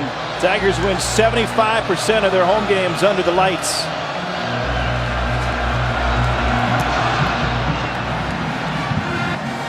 No chance for a return again. Let's return to the field and Cole Kubelik. Tom spoke to Kevin Sumlin coming out of the locker room. I asked him what adjustments need to be made. He said, we feel good about most everything. We can't turn the football over. He said, Cole, turnovers on the road, you're not going to win many games doing that. Short yardage on third down is a critical moment for this team in the second half. He said it has to be addressed. He also said has not lost any confidence in quarterback Nick Starkel. Aggies were 0 for 5 on third down in the first half. Starkel and Texas A&M, 8 plays and 70 yards with a touchdown on their last drive of the first half. Olmazzoni and this Texas A&M offense trying to keep that rhythm going.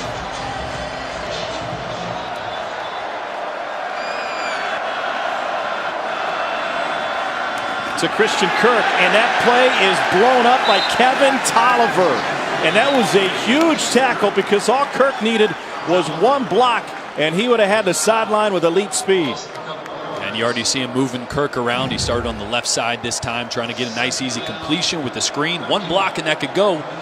He's going to be in the slot at the top of your screen now. Keep an eye on how they're covering him. One guy inside, one guy outside. On 2nd and 13, Starkle looking there. Instead, he checks back to his tight end as Tanner Short.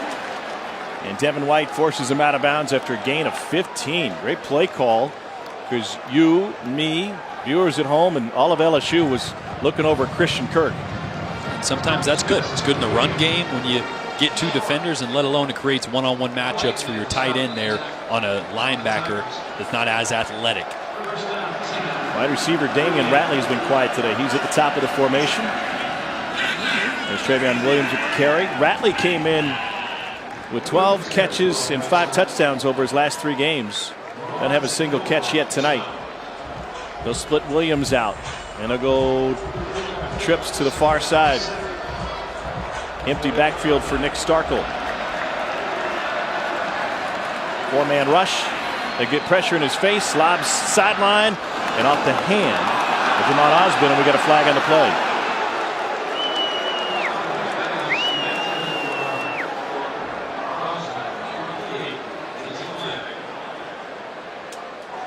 Pass interference, defense number 2. 15-yard penalties in the previous spot. Automatic first down. That was Tolliver, who has a forced fumble tonight and also had that big blow up on their first play from scrimmage. Yeah, that left hand just gets inside the elbow there. Jamon Osborne, great coverage in the right spot, but cannot pull that arm down. Kirk, Ratley, and Osborne will all be split out to the top of the formation, right side of Nick Starkle. Williams brought down by Greg Gilmore. Williams didn't think he was down, thought he rolled over the top of Gilmore and wanted to keep running.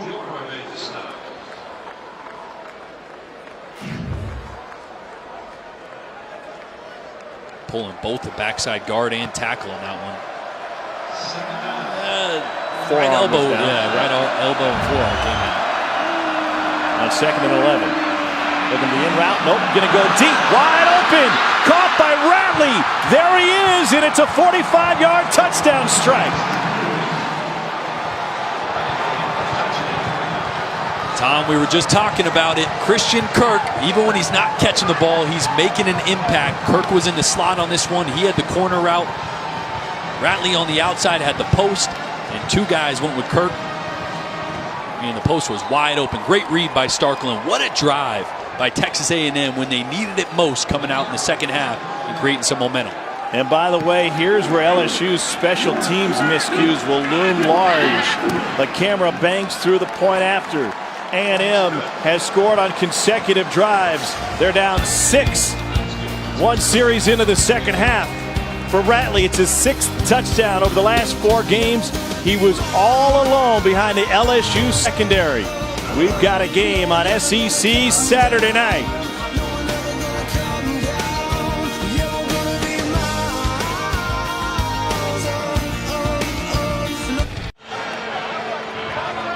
Damian Ratley had 2 touchdown catches in his first 32 career games. He's got 6 now over his last 4. Nick Starkle with his 9th touchdown pass of the season. First 6 drives, A&M's offense couldn't get out of its own way. They turned it over on each of the first 2. They garnered just 76 yards total. Last 2 drives, 2 touchdowns.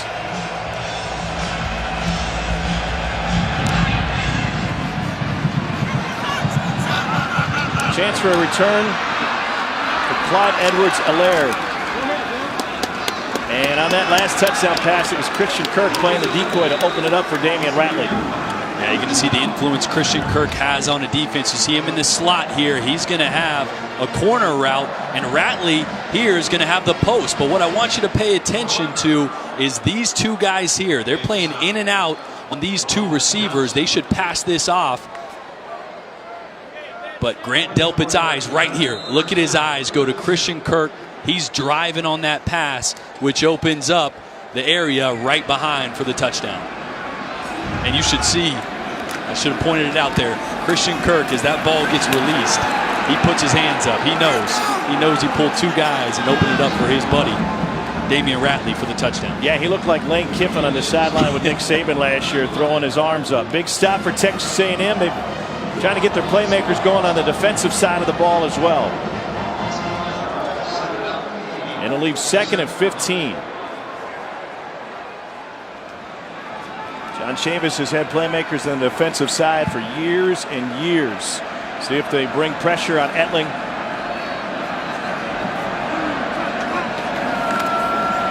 On play action, the line holds. Etling over the middle, incomplete. Trying to find Stephen Sullivan. And throw he wants back. A little more air on that one. Had a window. He's trying to put that one too much on the line. Sullivan wasn't able to adjust. He's under pressure on this. The right read and the right throw. It's a little tap on the helmet. There's a little more air on that one. Would have had a completion. There's Michael Clemens, who brought pressure at the end. Elling's been sensational on 3rd down tonight.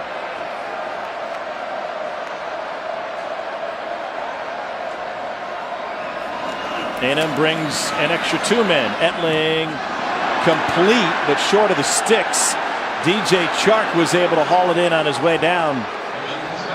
Debione Renfro, the freshman, on the coverage. That will leave 4th and a couple. And LSU will punt it away. A&M may not have the lead, but they got something rolling with scores on consecutive possessions and then forcing a 3 and out. I love what Chavis did there. He dialed up some pressure, brought 2 guys. The nickel off the slot. Just enough pressure on Etling. Christian Kirk is the best punt returner by career yardage in all of college football actively. And he won't get a chance here. Down by the long snapper Blake Ferguson, the sophomore from Buford, Georgia. 41-yard punt.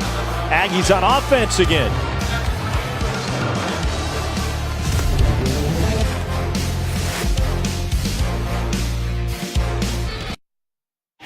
SEC Saturday Night is brought to you by Dr. Pepper and Sam's Club. Go big for football this season. Oh, too long ago, Nick Starkel was playing in Ed Ogeron's backyard in Mandeville, Louisiana, before he and his family jetted off to Texas. And now, he had graduated from Liberty Christian in Argyle, Texas, is making himself a home in Ed Ogeron's new backyard. 5 of 5 for 95 yards over the last couple of drives. And A&M has pulled it within 6. Starkel with a bullet. Intercepted! Just like that, Dante Jackson takes it away. And what a play by Dante Jackson. Got beat on one play downfield earlier on Kirk. And that is a great break on the ball for an interception. Starkel here looking to fit one in on a skinny post to Kirk. And notice how they're playing 1 man underneath and 1 over the top on Kirk. They're going to let him, not going to let him get down the field. And Dante Jackson, knowing he had help under the top, allowed him to play underneath and break on that ball for the interception. 3rd turnover for the Aggies. Kevin Sumlin told Cole Kubelik they couldn't afford turnovers on the road. That one hurts big. LSU with a short field. Here's Darius Geis. Can't keep Geis bottled up for long. They threw him down behind the line of scrimmage on the first play of LSU's second half. Landis Durham in on the stop for the Aggies. Another 1,000-yard season for Geis, the 5th running back in school history to put up back-to-back 1,000-yard seasons. Weathersby back on the field for LSU.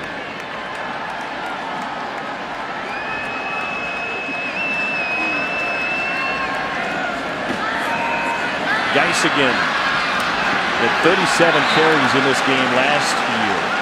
And an injured player for LSU, Stephen Sullivan, took a shot as Geis fell on him from behind. And he is in immense pain.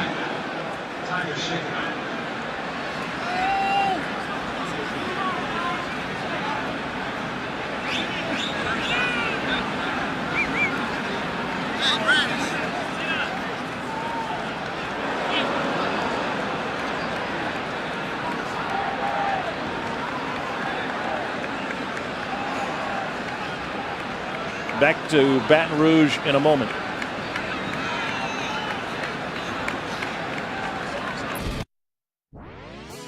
It's a Phil Knight birthday bash. 4 teams, 2 championships, 1 time only. Celebrate PK 80 tomorrow.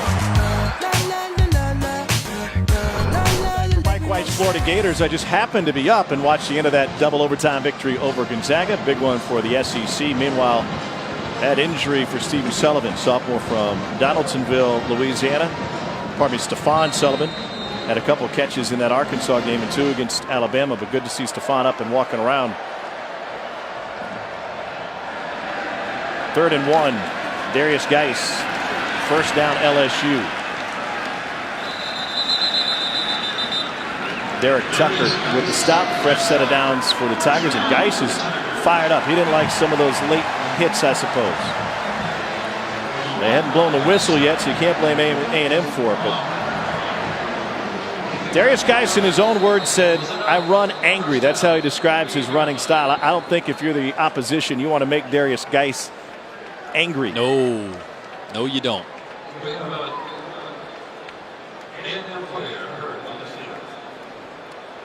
Cole, how did Darius Geis and Dave Aranda match up?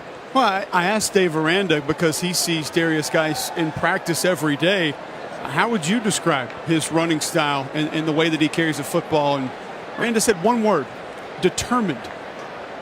Also asked him if there was a comparison out there. I said, who does he remind you of maybe that you faced and seen? And he went back to his Wisconsin days and actually said Melvin Gordon. Wow. So pretty high praise from the LSU defensive coordinator for the star running back Darius Geis. He has put up some incredible numbers. 3 250-yard games.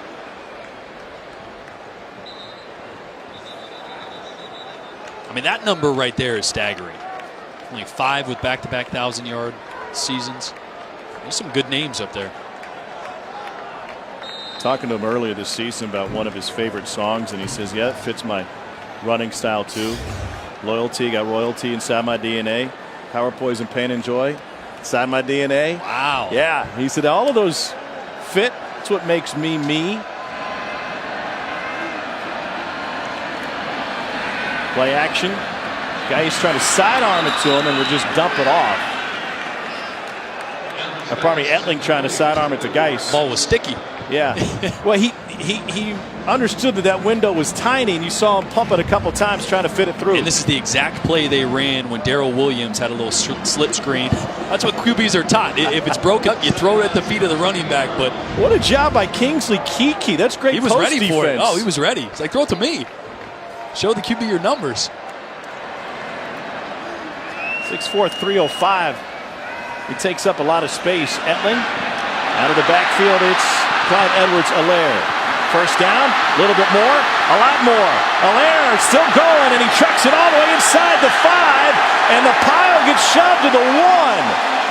26 yards for Clyde Edwards-Helaire. That's just a great play call against man coverage. You sneak the back out. Middle linebacker trying to recover from the middle of the field. Usually those screens come on 3rd down. Great call to sneak one in there on 2nd down, back to back. It's about 17 yards after contact that time. Helaire, the 10th different LSU receiver tonight. And here he is getting a touch out of the backfield, straight ahead, and stops short of the goal line. No gain that time. LSU has had 5 plays cover 25 yards or more so far tonight. Darius Geis returns for the Tigers. Over 2 years, LSU will have lost Leonard Fournette, Darius Geis, and Darrell Williams. The question is, who's next? Clyde Edwards-Helaire putting his name into the hat. Geis and J.D. Moore in the backfield. Carter motions. Darius Geis cuts back, leans his shoulder, punches his way in. Touchdown LSU and Darius Geis.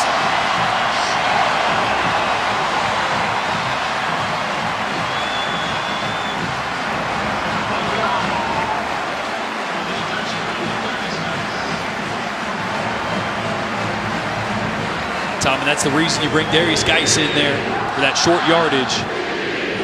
Texas A&M had him stymied at the goal line. The second effort got him in. 11th touchdown run of the season for Darius Geis, and the point after wobbles through.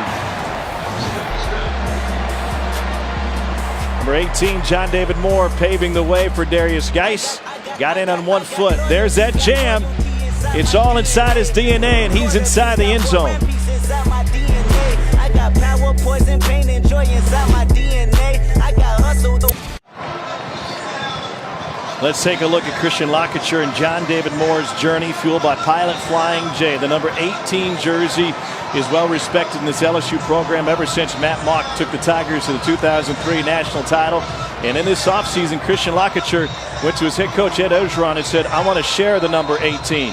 So John David Moore, who's an architecture major, has only had one B in his academic career, shared the number and wore that number 18 this season at Lockature's suggestion, and he was able to pave the way for Geis in that last touchdown run.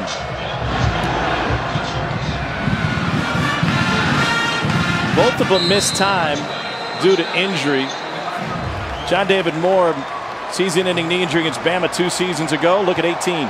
Lining up at his natural position there, fullback that he was before. This Matt Cannon offense has him more as a tight end hybrid, leading the way. Former walk-on John David Moore is an architecture major here. Came here because of that opportunity. It's a 5-year program. It's the only undergrad 5-year program at LSU. It fits his football schedule just about perfectly. He may not be an All-American on the field, but he's one of those Norman Rockwell All-Americans. 1st and 10 now for Texas A&M. Going to refine that rhythm after the Starkle pick last time out. And they'll turn to the running game and Travion Williams for a gain of 6. Someone we haven't mentioned yet, Carson Green, number 54, the right tackle for Texas A&M. Starting this game, didn't start last week. He's played sparingly, but he's got a tough plate in front of him with Lockature and Lawrence, and he's played well so far. You see him there lead blocking. Frank Herron on the stop of Travion Williams that time. They'll leave 3rd and short. Aggies go no huddle. Texas A&M 0 for 5 on 3rd down tonight. They run it straight ahead in their first conversion. On a gain of 3 from Travion Williams.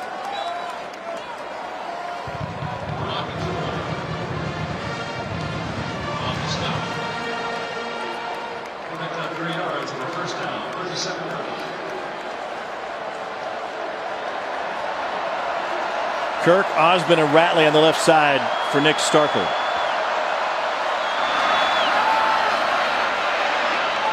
Floats it, incomplete.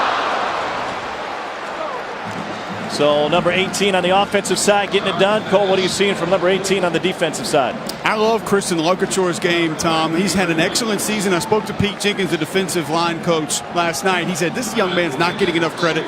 Plays great technique, great fundamentals. 2nd on the team in tackles.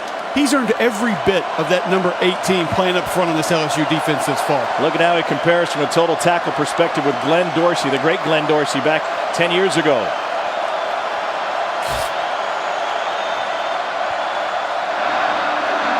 On 2nd and 10, they'll go back to the run game.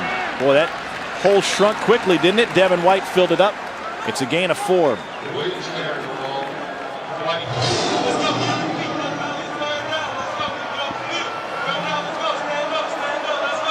Texas A&M finding some success early on here in this second half. Remember, we talked to Dave Aranda. The youth on this defense means they limit their playbook, and he's still rolling with 3 calls. So Texas A&M likes what they see out of this 3-receiver set, and they're getting man coverage more often than not. LSU will run a man off. They had 12 on for a moment. 3rd down, 6. Another zone blitz. Ball down the sideline. Caught! Texas A&M with a 1st down. Jamon Osmond. And the Aggies will hustle to the line after a gain of 36. It was right over the top of Andreas Williams. They're spreading LSU out, which means they get man coverage. And this is just another very accurate, really good ball by Nick Starkle downfield. They'll run it on 1st down with Keith Ford. And Ford picks up 3. It has been a very inefficient A&M offense due to the turnovers. And I know you can't just ignore those, but without the turnovers, it'd be a totally different ball game here tonight.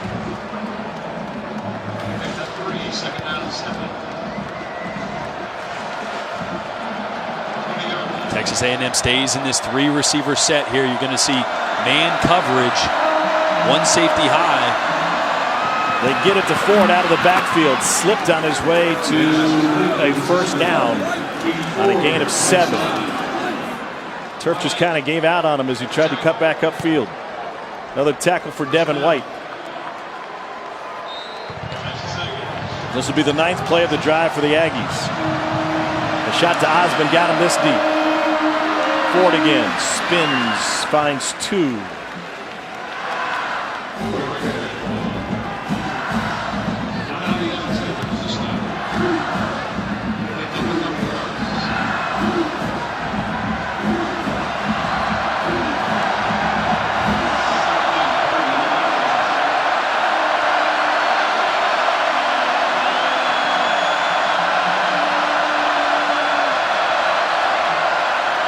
Starko looking at the slant, not there, back corner, caught! Christian Kirk with a touchdown. And he tries to quiet the crowd to cap a 10-play, 75-yard drive.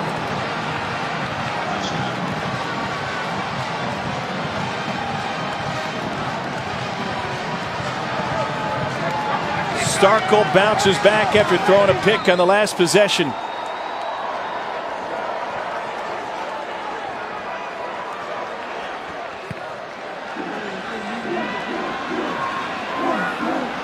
And the Aggies have now scored on 3 of their last 4 possessions, going back to their last try of the first half.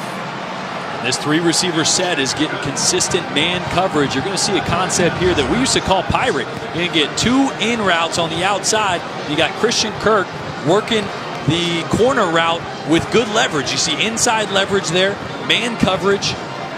So you have the corner of the end zone, but this ball is what really makes it, because you see Dante Jackson sloughs off the outside receiver, and if that ball doesn't have that height and isn't towards the back corner, that's an interception. And a perfect ball by Nick Starkel, and he's playing with more and more confidence here in the second half.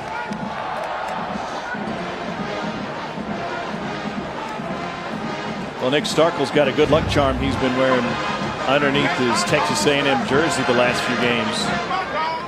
He took the field again today in a Justin Bieber t-shirt. And he's wearing it underneath his pads, we understand, tonight. 3 games in a row. What do you got on that? I don't know. I didn't know that. I didn't know we had that clip. You didn't know that? I didn't know that. I heard you say Bieber earlier. I'm like, why are you talking about Justin Bieber? But hey, if it works, it works. Can't knock it. Short kick.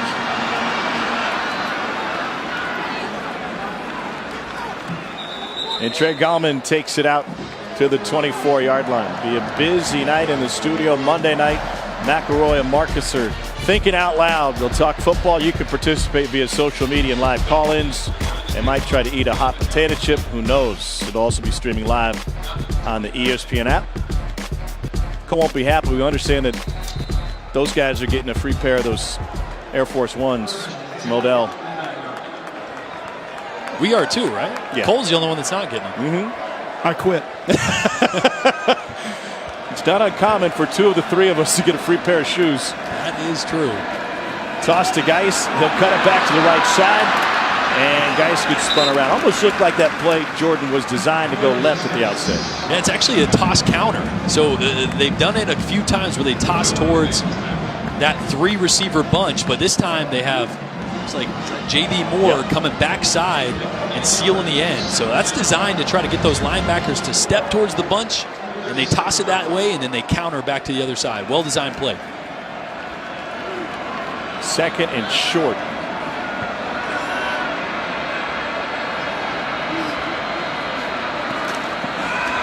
Darius Geis dances his way to a first down.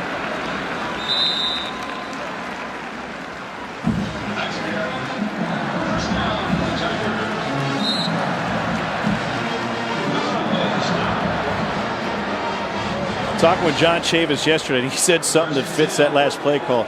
He said, I told my defense, I don't have a call for 2nd and 1 or 2nd and 2. It's easy to make a call 2nd and long. You can win 75 to 85% of those in 3rd and long. But if you're not successful on 1st down, I can't help you.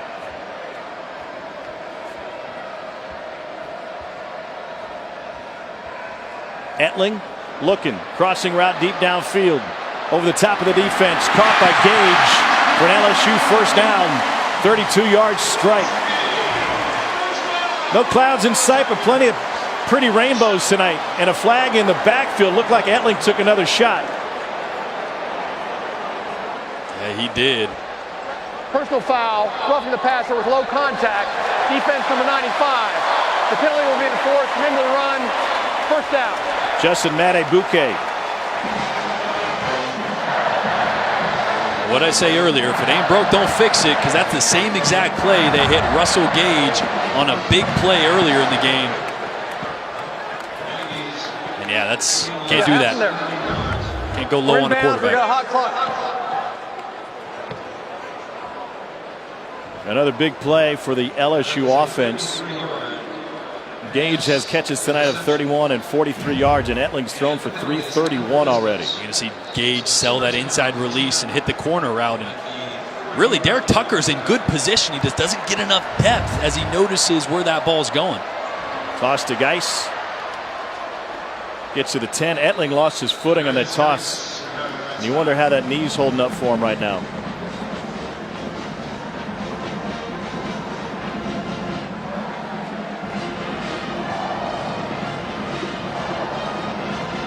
Hasn't really bothered his passing arm. Last year threw for 324 against the Aggies.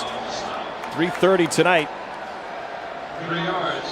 His career high came in a battle for the Old Oaken Bucket against Indiana in 2013. Here's Geis, by the way, after that. And still chatting along with the A&M defenders. 2nd and 7 now. Etling will throw on the run. This is John David Moore. A hurdle, and he's in! Touchdown for the senior, J.D. Moore!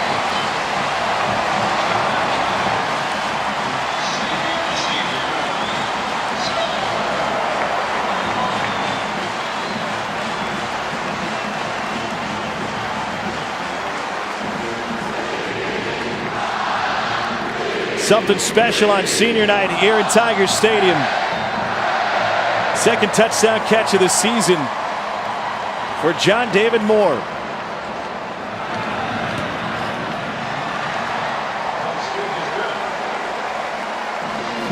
Again, Tom, it's the misdirection in the backfield, using Geis as a decoy, getting the defense to flow to the right and leaking out John David Moore to the left. Listen, he's an athlete. That move right there. I'm not a fullback, coach. Right over the top of Debione Renfro. No, he's. I'm not a tight end either.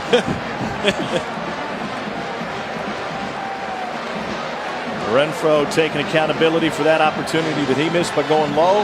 And John David Moore wearing that number 18 went high. I mean, how many times can we say the misdirection and how it's really creating conflict with the eye discipline of the Texas A&M defense? Yeah, John Chavis told us yesterday, he said, listen, to tell them is simple, but it's not simple to do. You got to keep your cleats in the ground and be ready to play. If you stop the sweep, then you got to stop one of the best backs in the country after that. And the shifts in movement have caused issues for a lot of LSU opponents. And if you stop them, then you got to stop a former walk-on fullback that's now a tight end. There's so many weapons with how Matt Canada draws up this offense. Everybody on the field is liable to catch the ball at any given time.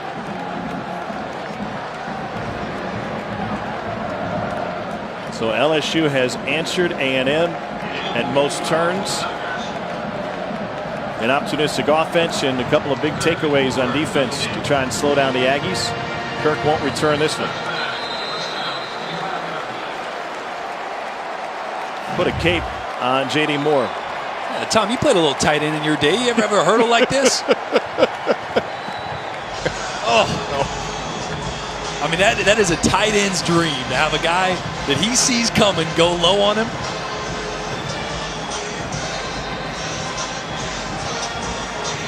I mean, how great is that for J.D. Moore to score on senior day wearing number 18? Last time playing here in Death Valley. Pretty special. Got a 4.0 GPA as an architecture major. And a ton of family here. Remember we saw pregame? Yeah, the most family fans here. Be the most famous architect since Ted Mosby. Here's Keith Ford. Changes direction. Cuts back inside. And Ford is able to pick up 4. Frank Herron, a senior out of Memphis Central, in on the stop for LSU. What's been working for A&M? Well, they've been able with formations and receivers to put LSU or force LSU into man-to-man matchups. You've seen them go 3 receivers to one side time and time again. That means Christian Kirk's on the inside, and he's got great leverage. Not the 3-by-1 set here. They're going 2-by-2, but they've created a lot of one-on-one matchups. And LSU, as I mentioned earlier, they're very simple in what they do and how they're able to call defense with the youth on defense. A&M's been balanced in the play calling, much more proficient through the air. Starkle going deep. It is batted away. No flag. Kevin Tolliver has been an all-or-nothing corner thus far tonight. And he denies Damian Ratley what would have been another big game. Kevin Tolliver is as physical as a corner as there is for LSU, and he might have got away with one. He got a call earlier for grabbing the left arm. Excuse me, the right arm. This time he's grabbing the left arm. They're going to let those slide every now and then. We don't see every single one, but definitely got away with one there. 14 first-team All-Americans at defensive back for LSU. 6 first-rounders since 07. 3rd and 6. 3-man rush. And somehow Christian Kirk gets open against the zone for a 13-yard gain and a first down. This time they motion to the 3-by-1. Creating leverage. So he's on a linebacker there. That's the matchup they want. Christian Kirk on a linebacker. They got that because of the motion from one side of the field to the other. On first down, they go to Ford, and he gets wrapped up by Rashard Lawrence. We were talking with Dave Aranda yesterday about installing more zone looks for LSU against A&M's offense over the course of this week. How big of an adjustment is that for a defense? Yeah, well, this defense is used to playing more man on 3rd down, bringing pressure, but because of what Kirk wants to do, and this Texas A&M offense wants to exploit man matchups on 1st and 2nd down, and on 3rd down, they really want to find Kirk. So if you go to zone on 3rd, you're able to put a guy on either side of Kirk, and you're going to see Christian Kirk here in the slot. Blitz. Starkle taken down. It all started with the man that was in front of Kirk, Michael Divinity Jr. He turned him inside, and Greg Gilmore swallowed him up. First sack of the night for LSU. Greg Gilmore here, right over the ball. This is just a man here. He's got a double team that he's fighting through, and that's relentless effort. I mean, he's stonewalled by 2 guys at first, but he continues to fight, and ends up making a play. Nick Starkle limping around. This is 3rd and 11 now.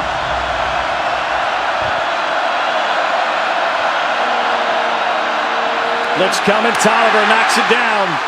Incomplete. Jamon Osborne ended up catching it after the ball was tipped in the air, but it goes backwards. A loss of 6 after all. And a cat corner here by Tolliver. Starkle sees it. He's right. He's just a half a second late.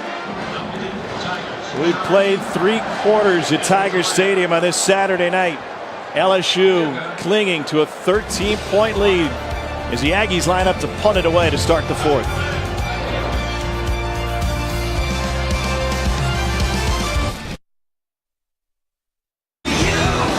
Somehow he hauls it in.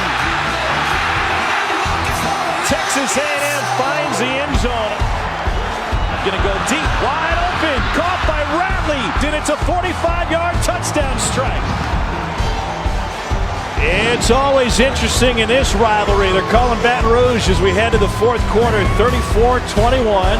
LSU trying to hold on after the A&M offense came to life. Aggies will punt it away here. And DJ Chark fumbled the return, gets thrown down for a loss. We get a chance to see Cole Kubelik get beat up. Cole, what's going on in the trenches tonight? Let's learn some football, guys. I'm going to show you why this defensive line, Rashard Lawrence, Rougarou, Christian Lakachour, are so good at taking on double teams. One thing Pete Jenkins works on every single day, when they're locked in and engaged, he likes to work on core stability. So they're taking shots in the hip, in the quads. And Ian Fitzsimmons, as you see there of ESPN Radio, and Uncle Tim doing a good job helping me with the demonstration. But they like to get engaged and then take hits laterally to work on that core stability to be able to stay square, take on double teams, and allow Devin White and those linebackers to go make plays. Two prettiest sideline reporters in the game. Yeah, we're going to sell raffle tickets for the next group of people who want to take shots at Cole's ribs. Etling on the run, fires, incomplete, trying to find more. I mean, listen, you've got a defensive line coach in Pete Jenkins who is as well respected as any in the game of football. He's been doing this a long time, and that is a very tough front four for LSU. Yeah, you may have thought that was Cole's idea to do that demonstration. That was ours. Say, grab two guys and beat him up on the sidelines, but that's a great point Cole makes, because those defensive linemen down there, they're thick, they're stout, and there's three of them that really are nose guards. I mean, yeah. What did Aranda say? They're all F-150s with a tow hitch. There's no sports cars down there. They got beef and athleticism. Here's a Wildcat with Darrell Williams taking the snap. He'll fake the jet sweep. Williams straight ahead, and he's in a foot race, trying to get past Tucker. Darrell Williams, the senior, to the 5. 78-yard sprint for Williams.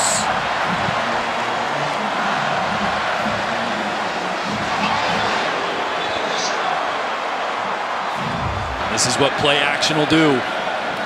In the backfield, whether it's a quarterback or Wildcat, you get eyes in the wrong place, and a guy with Darrell Williams' speed and size is going to make you hurt. Fantastic hustle by Charles Oliver to track him down. 78-yard gain. He's in the Wildcat again. Already one touchdown run tonight for Williams. He's going to keep it again, and he'll get stopped just shy of the line of scrimmage. They introduced the Wildcat before that Alabama game, and it worked on a couple of big gains, including one from Williams.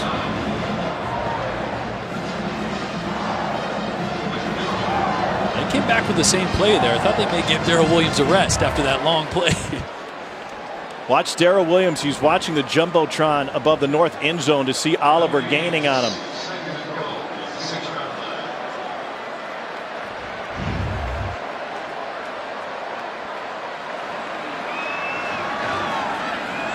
Etling shovel pass. Williams blown up, and he regathers. Dotson came in there to make the stop. They're going to call that an incomplete pass, and they'll leave 3rd and goal. Etling takes a shot here as well. Good job by Williams. Should have secured that ball. It's a dangerous play when the pitch man is that far behind you. Well, I thought that was a catch and fumble. Would have been a loss of 3. Instead, LSU catches a bit of a break as they rule it incomplete, but it looked to me like he had a catch and a football move to turn upfield. So 3rd and goal from the 7 instead of from around the 10.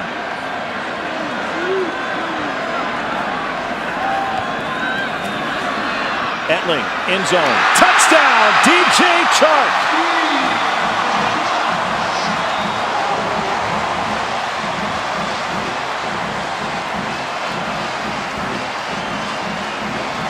But Tom, and usually this Texas A&M team, they've been so good at making adjustments in the second half, but we aren't seeing anything different. That's the same exact play that Etling threw a touchdown on in the first half. An option route by the tight end in the slot and a slant behind it against man coverage. They're going to try to go up by 21 and go for 2 here after a couple of kick misses, including one from about extra point distance.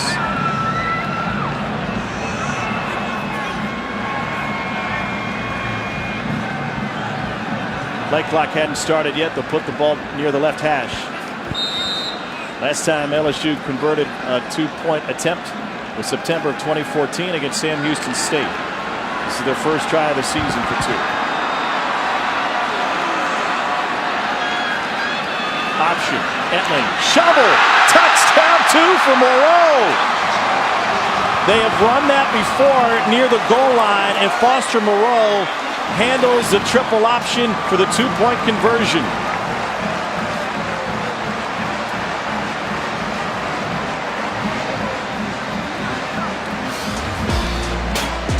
This is a triple option. It's not out of the wishbone. And the pitch to Moreau is another pass for Etling. It goes for 2. LSU drops 8 more, and it's a 21-point lead for the Tigers on this SEC Saturday night.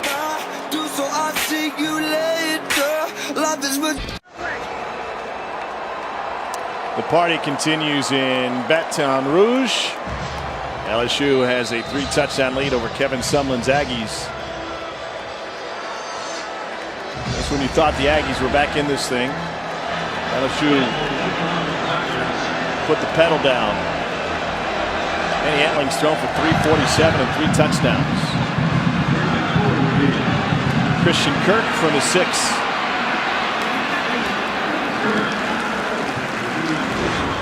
Danny Etling has had a couple of good days against Texas A&M. This on senior night, the Purdue transfer greeted by his family. And he has found holes behind Texas A&M's secondary time and again. Beautiful catch by DJ Chark there. Diving grab for a touchdown for Gage. J.D. Moore took this one in for the score. And the 3rd touchdown of the night came to his senior classmate DJ Chark. Most of the talk this season has been about the limitations that Danny Etling has. He's always been efficient, but boy, no limitations tonight. He's pushed the ball all over the field, down the field, been accurate. The numbers only paint half the picture. So they've taken away the jet sweep. They've held Geist at less than 3.5 yards a carry.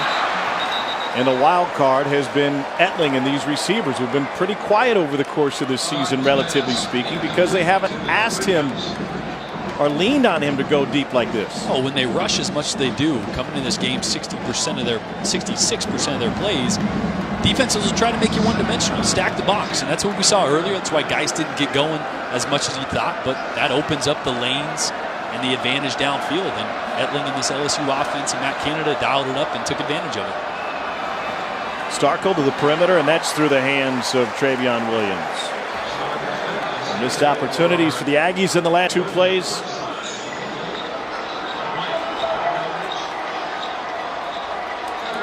And now 3rd and 10 for Nick Starkle. Starkle threw for 416 against New Mexico. Along with 4 touchdowns, became only the 5th Aggie quarterback to throw for 400 yards in a game, and he only needed a half to do it. Such a blowout, he didn't play in the second half.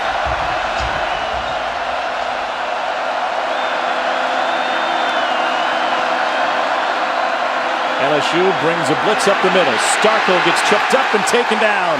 Donnie Alexander delayed blitz. They dropped one off the line and they brought the linebacker. And again, a great call by Dave Aranda, bringing the pressure. We've seen this blitz a few times. Like I said, they only have 3 plays, so this is one of the blitzes they brought a few times tonight, bringing Donnie Alexander late from the 2nd level. Starkle just not enough time to get the ball off. Had Kirk replacing Alexander there with room to run, but LSU was on him too quick. And Nick Starkle ended up in the pit of despair.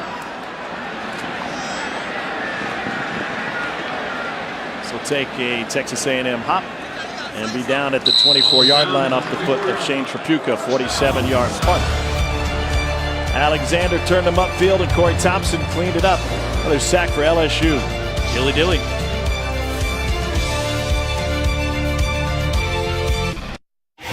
SEC Saturday Night is presented by Holiday Inn Express. Be the readiest. Number 16, the quarterback. What a way to close the season for this 20-man LSU senior class. Talked to Ed Ogeron about what this night means. And he said, listen, when I got the job as the interim, it was different when I got it at USC, because I was at USC forever. I'd recruited all those guys to Southern California. They knew me. I'd coached a bunch of them. He goes, here, I was the new guy. Took over as the interim coach, earned the job last year, and now the head coach here. And the senior class has been through a lot of ups and downs. Geis probably playing in his last home game as an LSU Tiger, and the Baton Rouge native has a gain of 9. A&M's done a pretty good job of slowing Darius Geis down tonight. Yeah.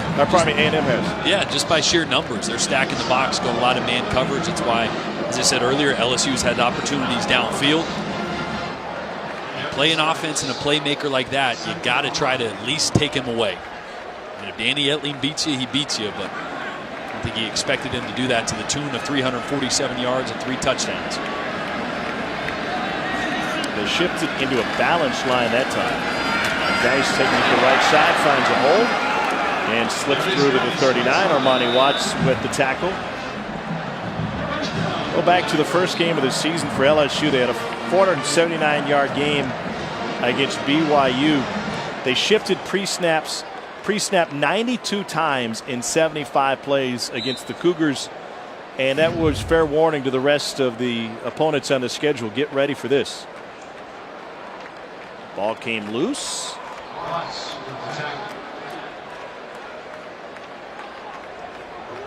First and 10. Correction. First and 10.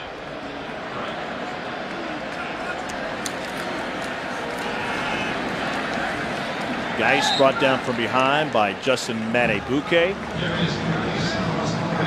Looks like Geis is going to get to his 100 yards. Sitting at 98 right now.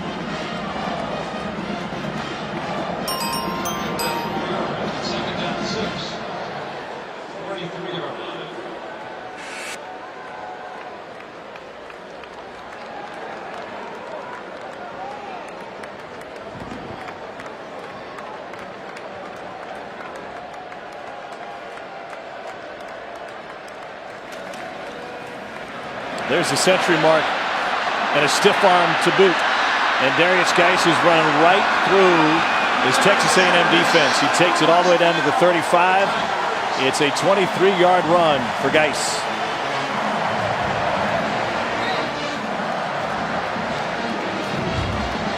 They'll wear you down eventually. It's just a power play. Lloyd Cushenberry, number 79, pulling around.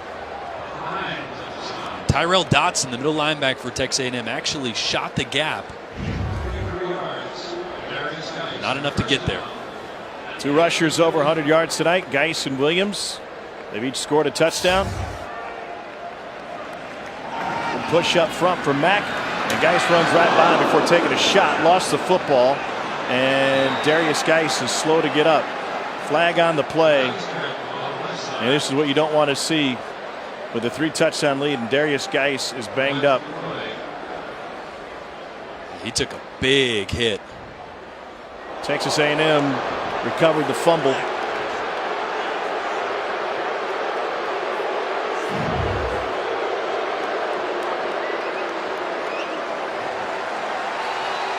Derek Tucker with the hit. And good news that Geis gets to his feet to walk off.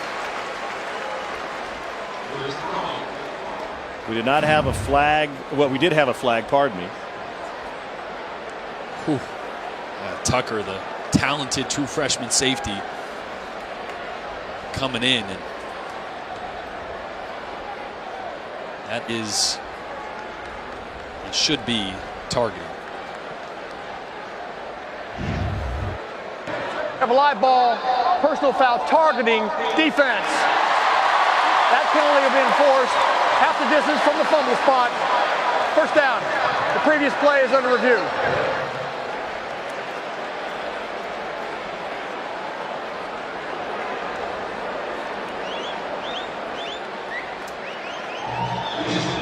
Sumlin will call his entire defense over towards the sideline to discuss it, while the officials decide if this is indeed targeting via replay.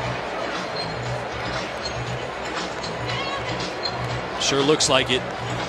Helmet dipped down, forcible contact.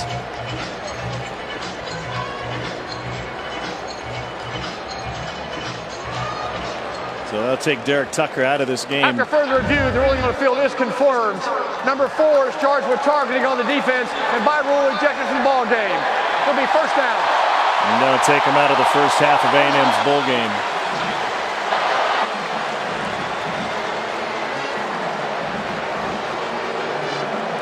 off is Darius Geis. You saw him strapping his helmet back up.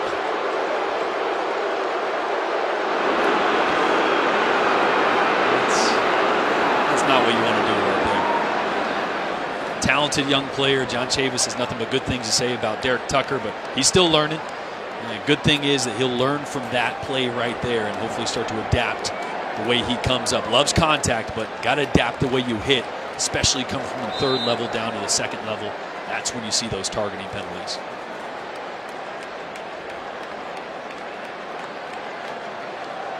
Darrell Williams in a tailback for LSU. Wonder if Geis will return.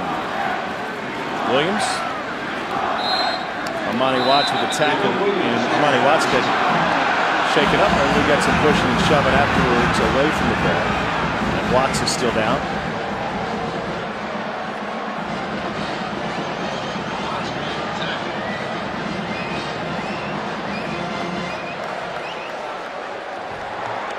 And here comes Geis returning.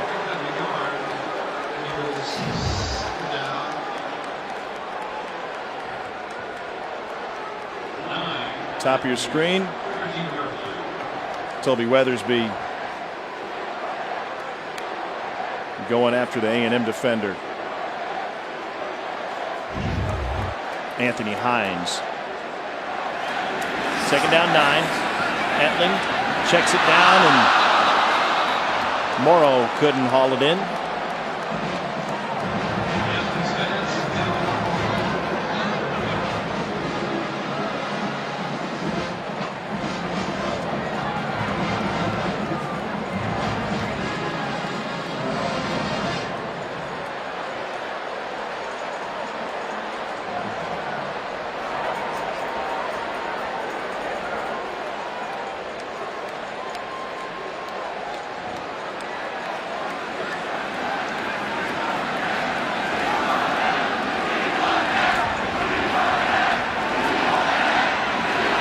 Scrambles, wanted to throw on the run, and gets taken down in the open field by Michael Clemens. And they'll bring up 4th down and a kicking chance for LSU. Tom, that was actually the exact same play that scored the touchdown on the Chark last time. A&M checked the zone this time. Good adjustment by them. The stop, by the way, for Michael Clemens. He came in with 9 tackles on the season. He's got 6 tonight. Connor Culp is now inserted as the kicker. He's lost his job after 3 misses from against Tennessee last week, 53-25 and a point after. And this chip shot is good. Culp from 26 yards. Playing some sweet music. Look at Odell Beckham Jr. in the middle of the band. Good view from there.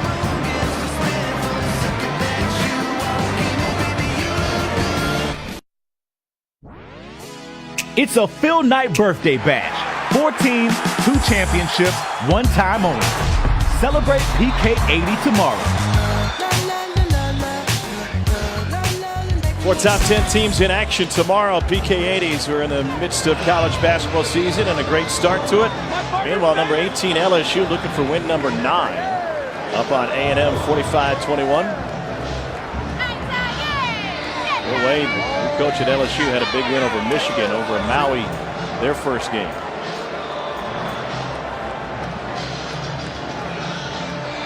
This game has always carried coaching drama with it, or at least it has the last 3 seasons.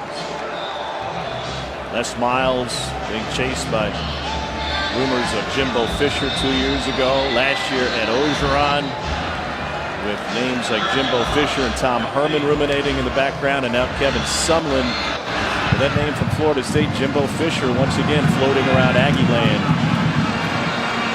Christian Kirk straight ahead. So here's what it looks like. If you want to go out and hire a coach as a Power 5 program, you've got some competition this year, not just within the SEC, but nationally. UCLA won the Chip Kelly sweepstakes. He's been hired out in Westwood. Brett Bielema was out in Arkansas. That was announced as he left the field after Missouri's loss yesterday. Mike Riley was fired at Nebraska today. Wonder if they'll bring back former Husker Scott Frost or if he's in line for the Florida job. And there's an opening on Rocky Top as well. We haven't had 6 SEC programs looking for a new coach since 1946. That's when Kentucky ended up hiring Bear Bryant, and Robert Nealon returned to Tennessee for a third tenure. It might not be done yet. No, that's kind of my point now. We don't know what's going to happen at Texas A&M. Houston Chronicle reported this week that Kevin Sumlin would be out. And then who knows if there's shifting within the league. If, say, for example, Dan Mullen might leave Starkville and end up at another school, Florida or Tennessee. I don't see how he isn't a target for Florida and Tennessee. I know before the Auburn-Alabama game, there was rumors of Gus Malzahn making a jump to Arkansas. I'm not so sure how likely that is after that victory, and especially with Jarrett Stidham with at least one more year. I don't think I'd want to leave that Auburn program, but the dominoes have not completely fallen yet. There could be a few more openings depending on what coaches decide to or are lured off their job. I think the Malzahn angle is really interesting because the assumption now would be, well, why would he leave? He has a chance to play for an SEC title, and if you're playing for that, you have a college football playoff team and a chance for a national title. 3rd and 17, LSU brings pressure. Starkville floats it. We get a flag on the play, and it is caught for a first down and more. This might be holding and coming back, and the Aggies take it down to the 15-yard line. We'll wait on the call from the officials. As it stands, a gain of 61. But work with me here, and let's play the what-if game, because that's what's fun, right? If Gus Malzahn decided that he's had enough of the drama at Auburn. Holding offense number 75. 10-yard penalty for previous spot. And he decided to return home to Arkansas. And you're Texas A&M, and you want to bring in Jimbo Fisher. Now all of a sudden, remember, Florida State rescheduled Louisiana Monroe for next week, try to get bowl eligible. Do you give Jimbo a week to decide what he wants to do? Because if you do, there's the risk that he goes back to Auburn if you want to bring him to College Station. Now, this is all conjecture, but it's a fun what-if game to play. Yeah, I think the pressure on coaches making a decision and really schools getting a coach as quickly as possible is expedited by the number of jobs that are open, as well as that looming early signing period for recruits. These schools want to wrap up new coaches as quickly as possible, so I can't imagine any school wanting to wait a week if they don't have to. 3rd and 27. Starkville incomplete. And that'll bring up 4th down.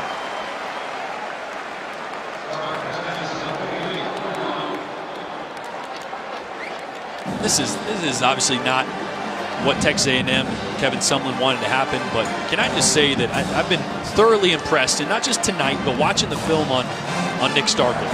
And that big play that was just erased, the ability for him to change his arm angle, threw that one sidearm, off balance. He's been accurate pushing the ball downfield. He's got a bright future ahead of him. And Kellen Mond, a guy that's capable as well, with two different, really, strengths of how they play the quarterback position. But whatever happens with the head coach, we have two good quarterbacks on roster.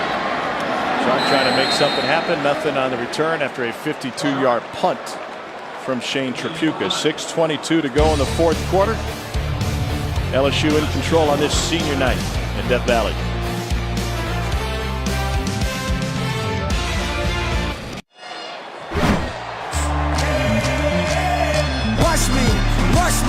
Watch me do this.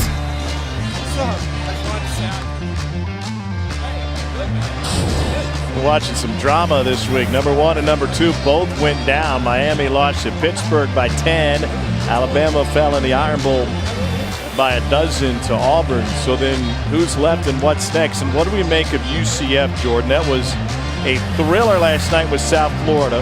Scott Frost's team is now 49 of 42 winners, or 11-0. They take on Memphis in the American Championship game next week. Memphis is 10-1. Their lone loss came to UCF. There's Nick Brissett with the carry, and we've got Miles Brennan in the game at quarterback for LSU. How do you see all this shaking out? Well, I think UCF played their way into a New Year's Six bowl if they continue finish the season strong. But a bunch of one-loss teams perked up their ears a little bit more with Alabama and Miami going down.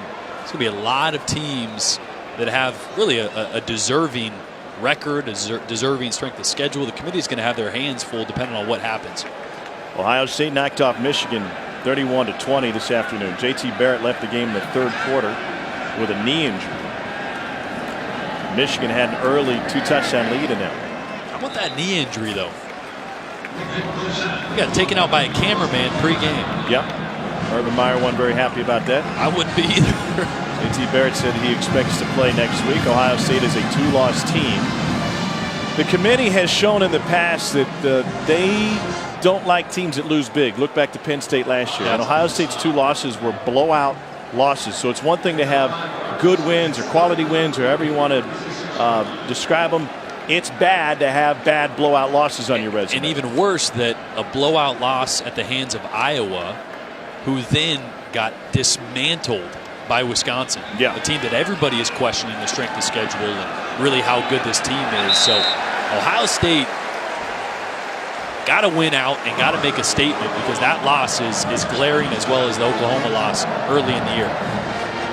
I'm going to ask this question, and I know it all depends on the ACC championship game next week, but we're just giving Clemson a free pass for their loss in the Carrier Dome against Syracuse, because Syracuse has looked worse and worse every week since that game. I don't give them a free pass. Now, I know you take into consideration that they didn't have Kelly Bryant healthy or for the entire game, but if you're the one of the best teams in the country, whether you're first or second in the country, I don't feel like you should lose that game with or without a quarterback.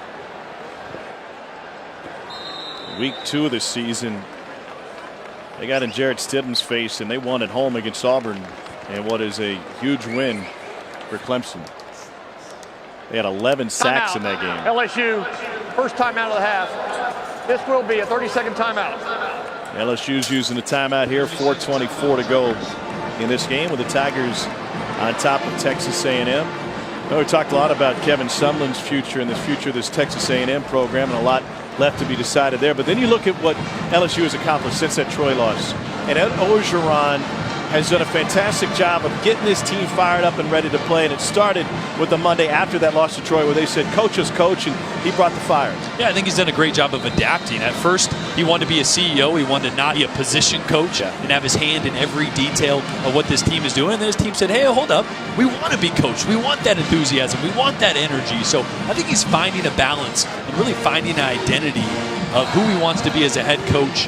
You know, still having the personality and the fire that a position coach has, but having that 30,000-foot view as a CEO as well. 366 days ago, he didn't know if he'd be able to keep the job that he had as an interim coach. He told us yesterday, he said, I trust Joe Oliva. Joe Oliva's always been straightforward with me. After they had that win at Kyle Field last year, they came in, they met with him the next day, 8 o'clock in the morning, and he said, I left that meeting after pitching, interviewing in many ways what I could do. I left that thinking I was number 2, knowing I was number 2. Tom Herman thing didn't work out. The Jimbo Fisher thing didn't work out. And he was brought in as a head coach. No interim tag anymore. And he'll have them at 9 regular season wins and in line for a great bowl game.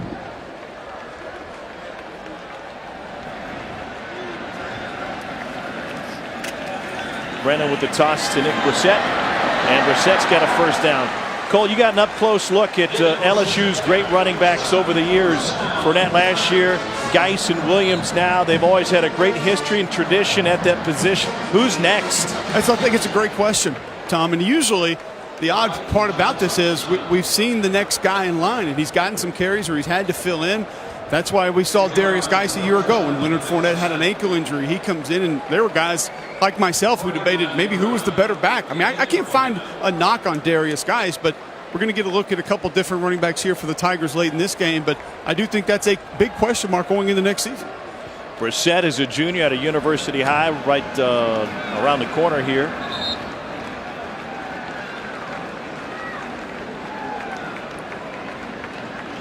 Four-star recruit. Same class as Geis coming in. Torn ACL his freshman year in the 10th game against Ole Miss. I wonder, too, and I'm not trying to put words in anybody's mouth, but last year with Leonard Fournette, we saw the same thing with Christian McCaffrey late in the season. Do you play in a bowl game when you've got so much on the line in front of you at the next level? And if not, does that open up an opportunity for a guy like Nick Brissett to get off to a good start going into the spring? Oh, it absolutely would. It'd give those young running backs a chance to grow and get invaluable experience. Really the best benefit of a bowl game is those extra 2 weeks or 3 weeks of practice you get for developing your youth. Well, when it comes to Darius Geis and the decision he's going to make, as we've seen guys play, and that really hurt their draft stock and take money out of their pockets. Texas A&M, first time out of the half. We've seen guys sit. This will be a 30-second timeout. Whatever he decides to do, you got to respect his decision, because especially at the running back position, there's only so many hits your body can take. And really, what it comes down to, if you get injured, you're talking millions and millions of dollars potentially, not just from your career, but that's your life. That's the money you're going to make for the rest of your life. So respect whatever decision he ends up making, whether to play or not play in the bowl game. Jordan, I think there's two aspects to look at from his potential decision in the bowl game. Number one, what Ed Orgeron told us in meetings earlier this week, when he was banged up, how much he was begging to play when he was not 100%. He did not want to sit at all. And also, guys, Ed Orgeron is as much of a player's coach as I have ever been around. And I can absolutely see him sitting Darius Geis down saying, listen, man, we love you. You're great.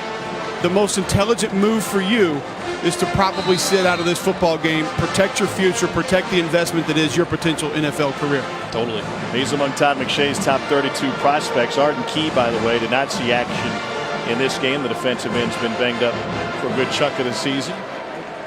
3rd and 4 now for Miles Brennan. They do have great confidence, by the way, going into next season and what Miles Brennan can do at the quarterback position. Scrambling around, running for his life. And Brennan gets taken down as A&M gets a sack from Anthony Hines. It's a loss of 6. You make a good point there. I mean, timeout. Texas A&M. Second timeout of the half. A 30-second timeout. They brought Brennan in that Alabama game when there was still a game to be played because of what he can do throwing the football. And I mentioned Etling, as good of a game as he's had today or tonight, he's got limitations, and Brennan is more of a pure passer. He can do things with the football, pressing it and stretching the field that sometimes Etling hasn't been able to demonstrate. So future is bright really everywhere on this team except for that question mark at running back. The youth they have on the defensive side of the ball with Delpit, Jacob Phillips, Caleb on Chason has played really, really well in Arden Key's absence. And then obviously on the offensive side of the ball, Miles Brennan's a guy that's going to be a good player. Under 2 minutes to go. Get a chance to sift through that during bowl practice. 15 days of that. 605 total yards, a season high in production for LSU. So taken with 6-2 in the league. Punch punt fielded at the 10 by Christian Kirk. SEC Now with Dari, Doring, and Chiz. We'll be back after the game. We'll have a full recap of the day and complete breakdowns of the biggest plays around the conference for Week 13. No one covers the SEC like we do. You can also see SEC Now streaming live on the ESPN app. Odell Beckham Jr. having some fun. That team was fired up when they saw that he was gifting some Air Force Ones to him. Meanwhile, the question continues about Kevin Sumlin's future. This is an A&M program that hasn't won a conference title since 1998. Haven't won a national championship since 1939.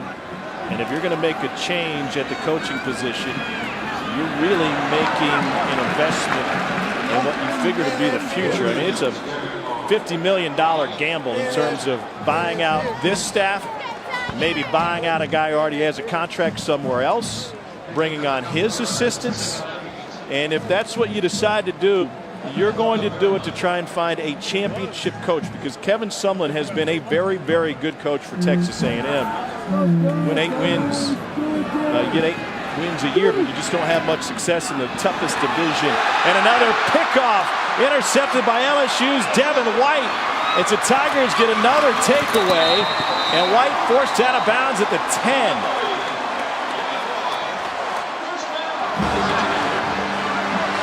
And here we go. Multiple flags.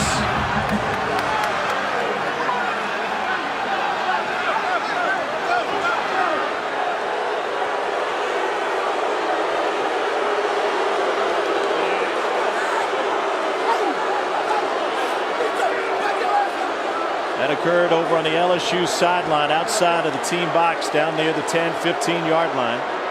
And plenty of LSU support personnel in there to break it up.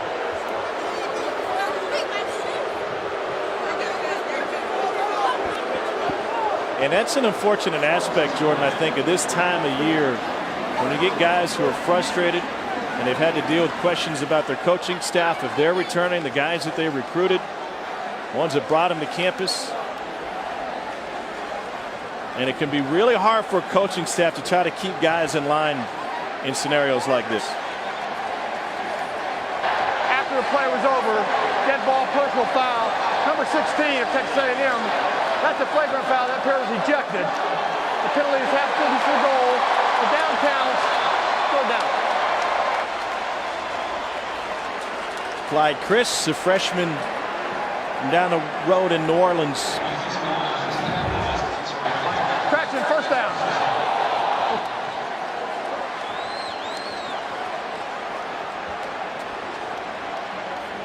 And Chris started reacting after he saw the flag on him and threw a punch on Delpit. About anybody you could see. And Kevin Sumlin didn't wait for that call by the ref. He sent him straight to the locker room as soon as he came over the sideline. I'll tell you guys, Tommy Moffitt earned about half of his annual salary with the LSU horse collars, the strength coach getting him back out of that scrum when it was going down.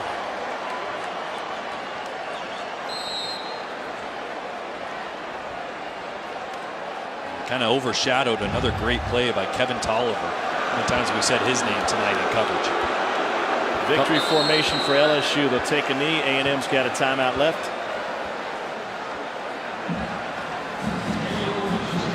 Kevin Sumlin's not going to bother using it.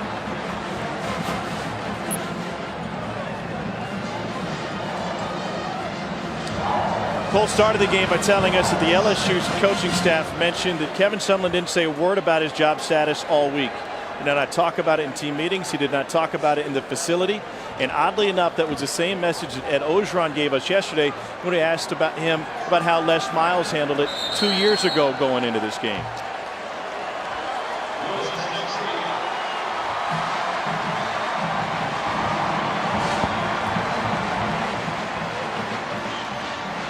We'll wait and see what the future holds for Texas A&M football and head coach Kevin Sumlin.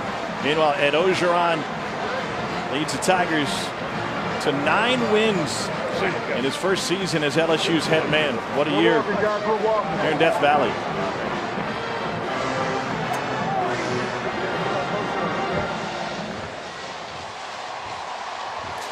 Coach Ogeron standing by with Cole Kublik. Hey. Thank you, Tom. Coach? Yeah. Describe what you learned about yourself as a head coach this season. Well, you know, how to fight through adversity, how to get the team to play together. It was 3-2. It was a tough time, but with leadership, staff stayed together. I'm proud of this football team. We mentioned your seniors at halftime. This is a group that you told us means a lot to you. What do they mean to this football program? You know, they bled purple and gold. They went through a lot of transition. They really mean a lot to me. They mean a lot to their teammates. They want to win this game. 6 of them have graduated. Most of them are close to graduation. Just so proud of them. The last few years, it's been a very different scenario for you. How does this feel being in Tiger Stadium, closing out the season with a win, knowing you're the head coach of the LSU Tigers? I'm just happy for our Tiger fans. I'm happy for our players. This is never going to be about me. I'm just happy for everybody. And I want this guy to come back with me one more year, baby. What's next for LSU football? You know, we're just going to wait. We're going to go on the road recruiting, see what happens, and hopefully we can go to a great bowl. These guys deserve a great victory in the next bowl. I'm going to talk to your running back if you don't mind, Coach. Thank you so much. Congratulations. Darius, you mind sticking around with us? Describe why your offense and yourself, why you were able to have so much success tonight. We're a very physical team. You know, and when you come off the ball and dominate, you know, good things that happen. You know, all the running backs, all the receivers, the quarterback, we all physical. You know, it starts at practice. Coach O always tells us to go full speed, be the most physical team out there, and just play at a level that the team is unwilling to match. And when you do that, you can't be stopped. You're a little in and out of the lineup tonight. How healthy are you right now? I'm healthy, bro. You know, it's Darryl senior night. You know, I wanted him to play a lot more. You know, that's why I let him start the game off. You know, just in honor of him especially being his last game in Tiger Stadium. Is this your last game in Tiger Stadium? I'm not sure, bro. Not sure, bro.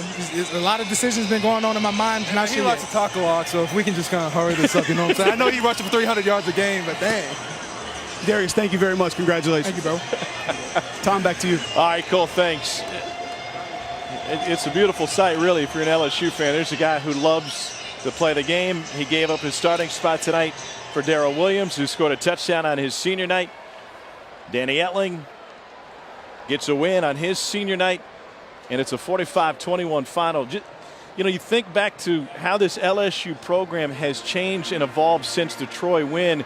We got two great comeback stories in the SEC this year. What Barry Odom in Missouri accomplished and what Ed Orgeron and LSU have accomplished. And I think what they've shown is the value of a championship head coach. It's an amazing turnaround for LSU. Yeah, I mean, there's a lot of seniors that made impact tonight, and there's so much that seniors can do with a football team and changing the demeanor, changing the attitude.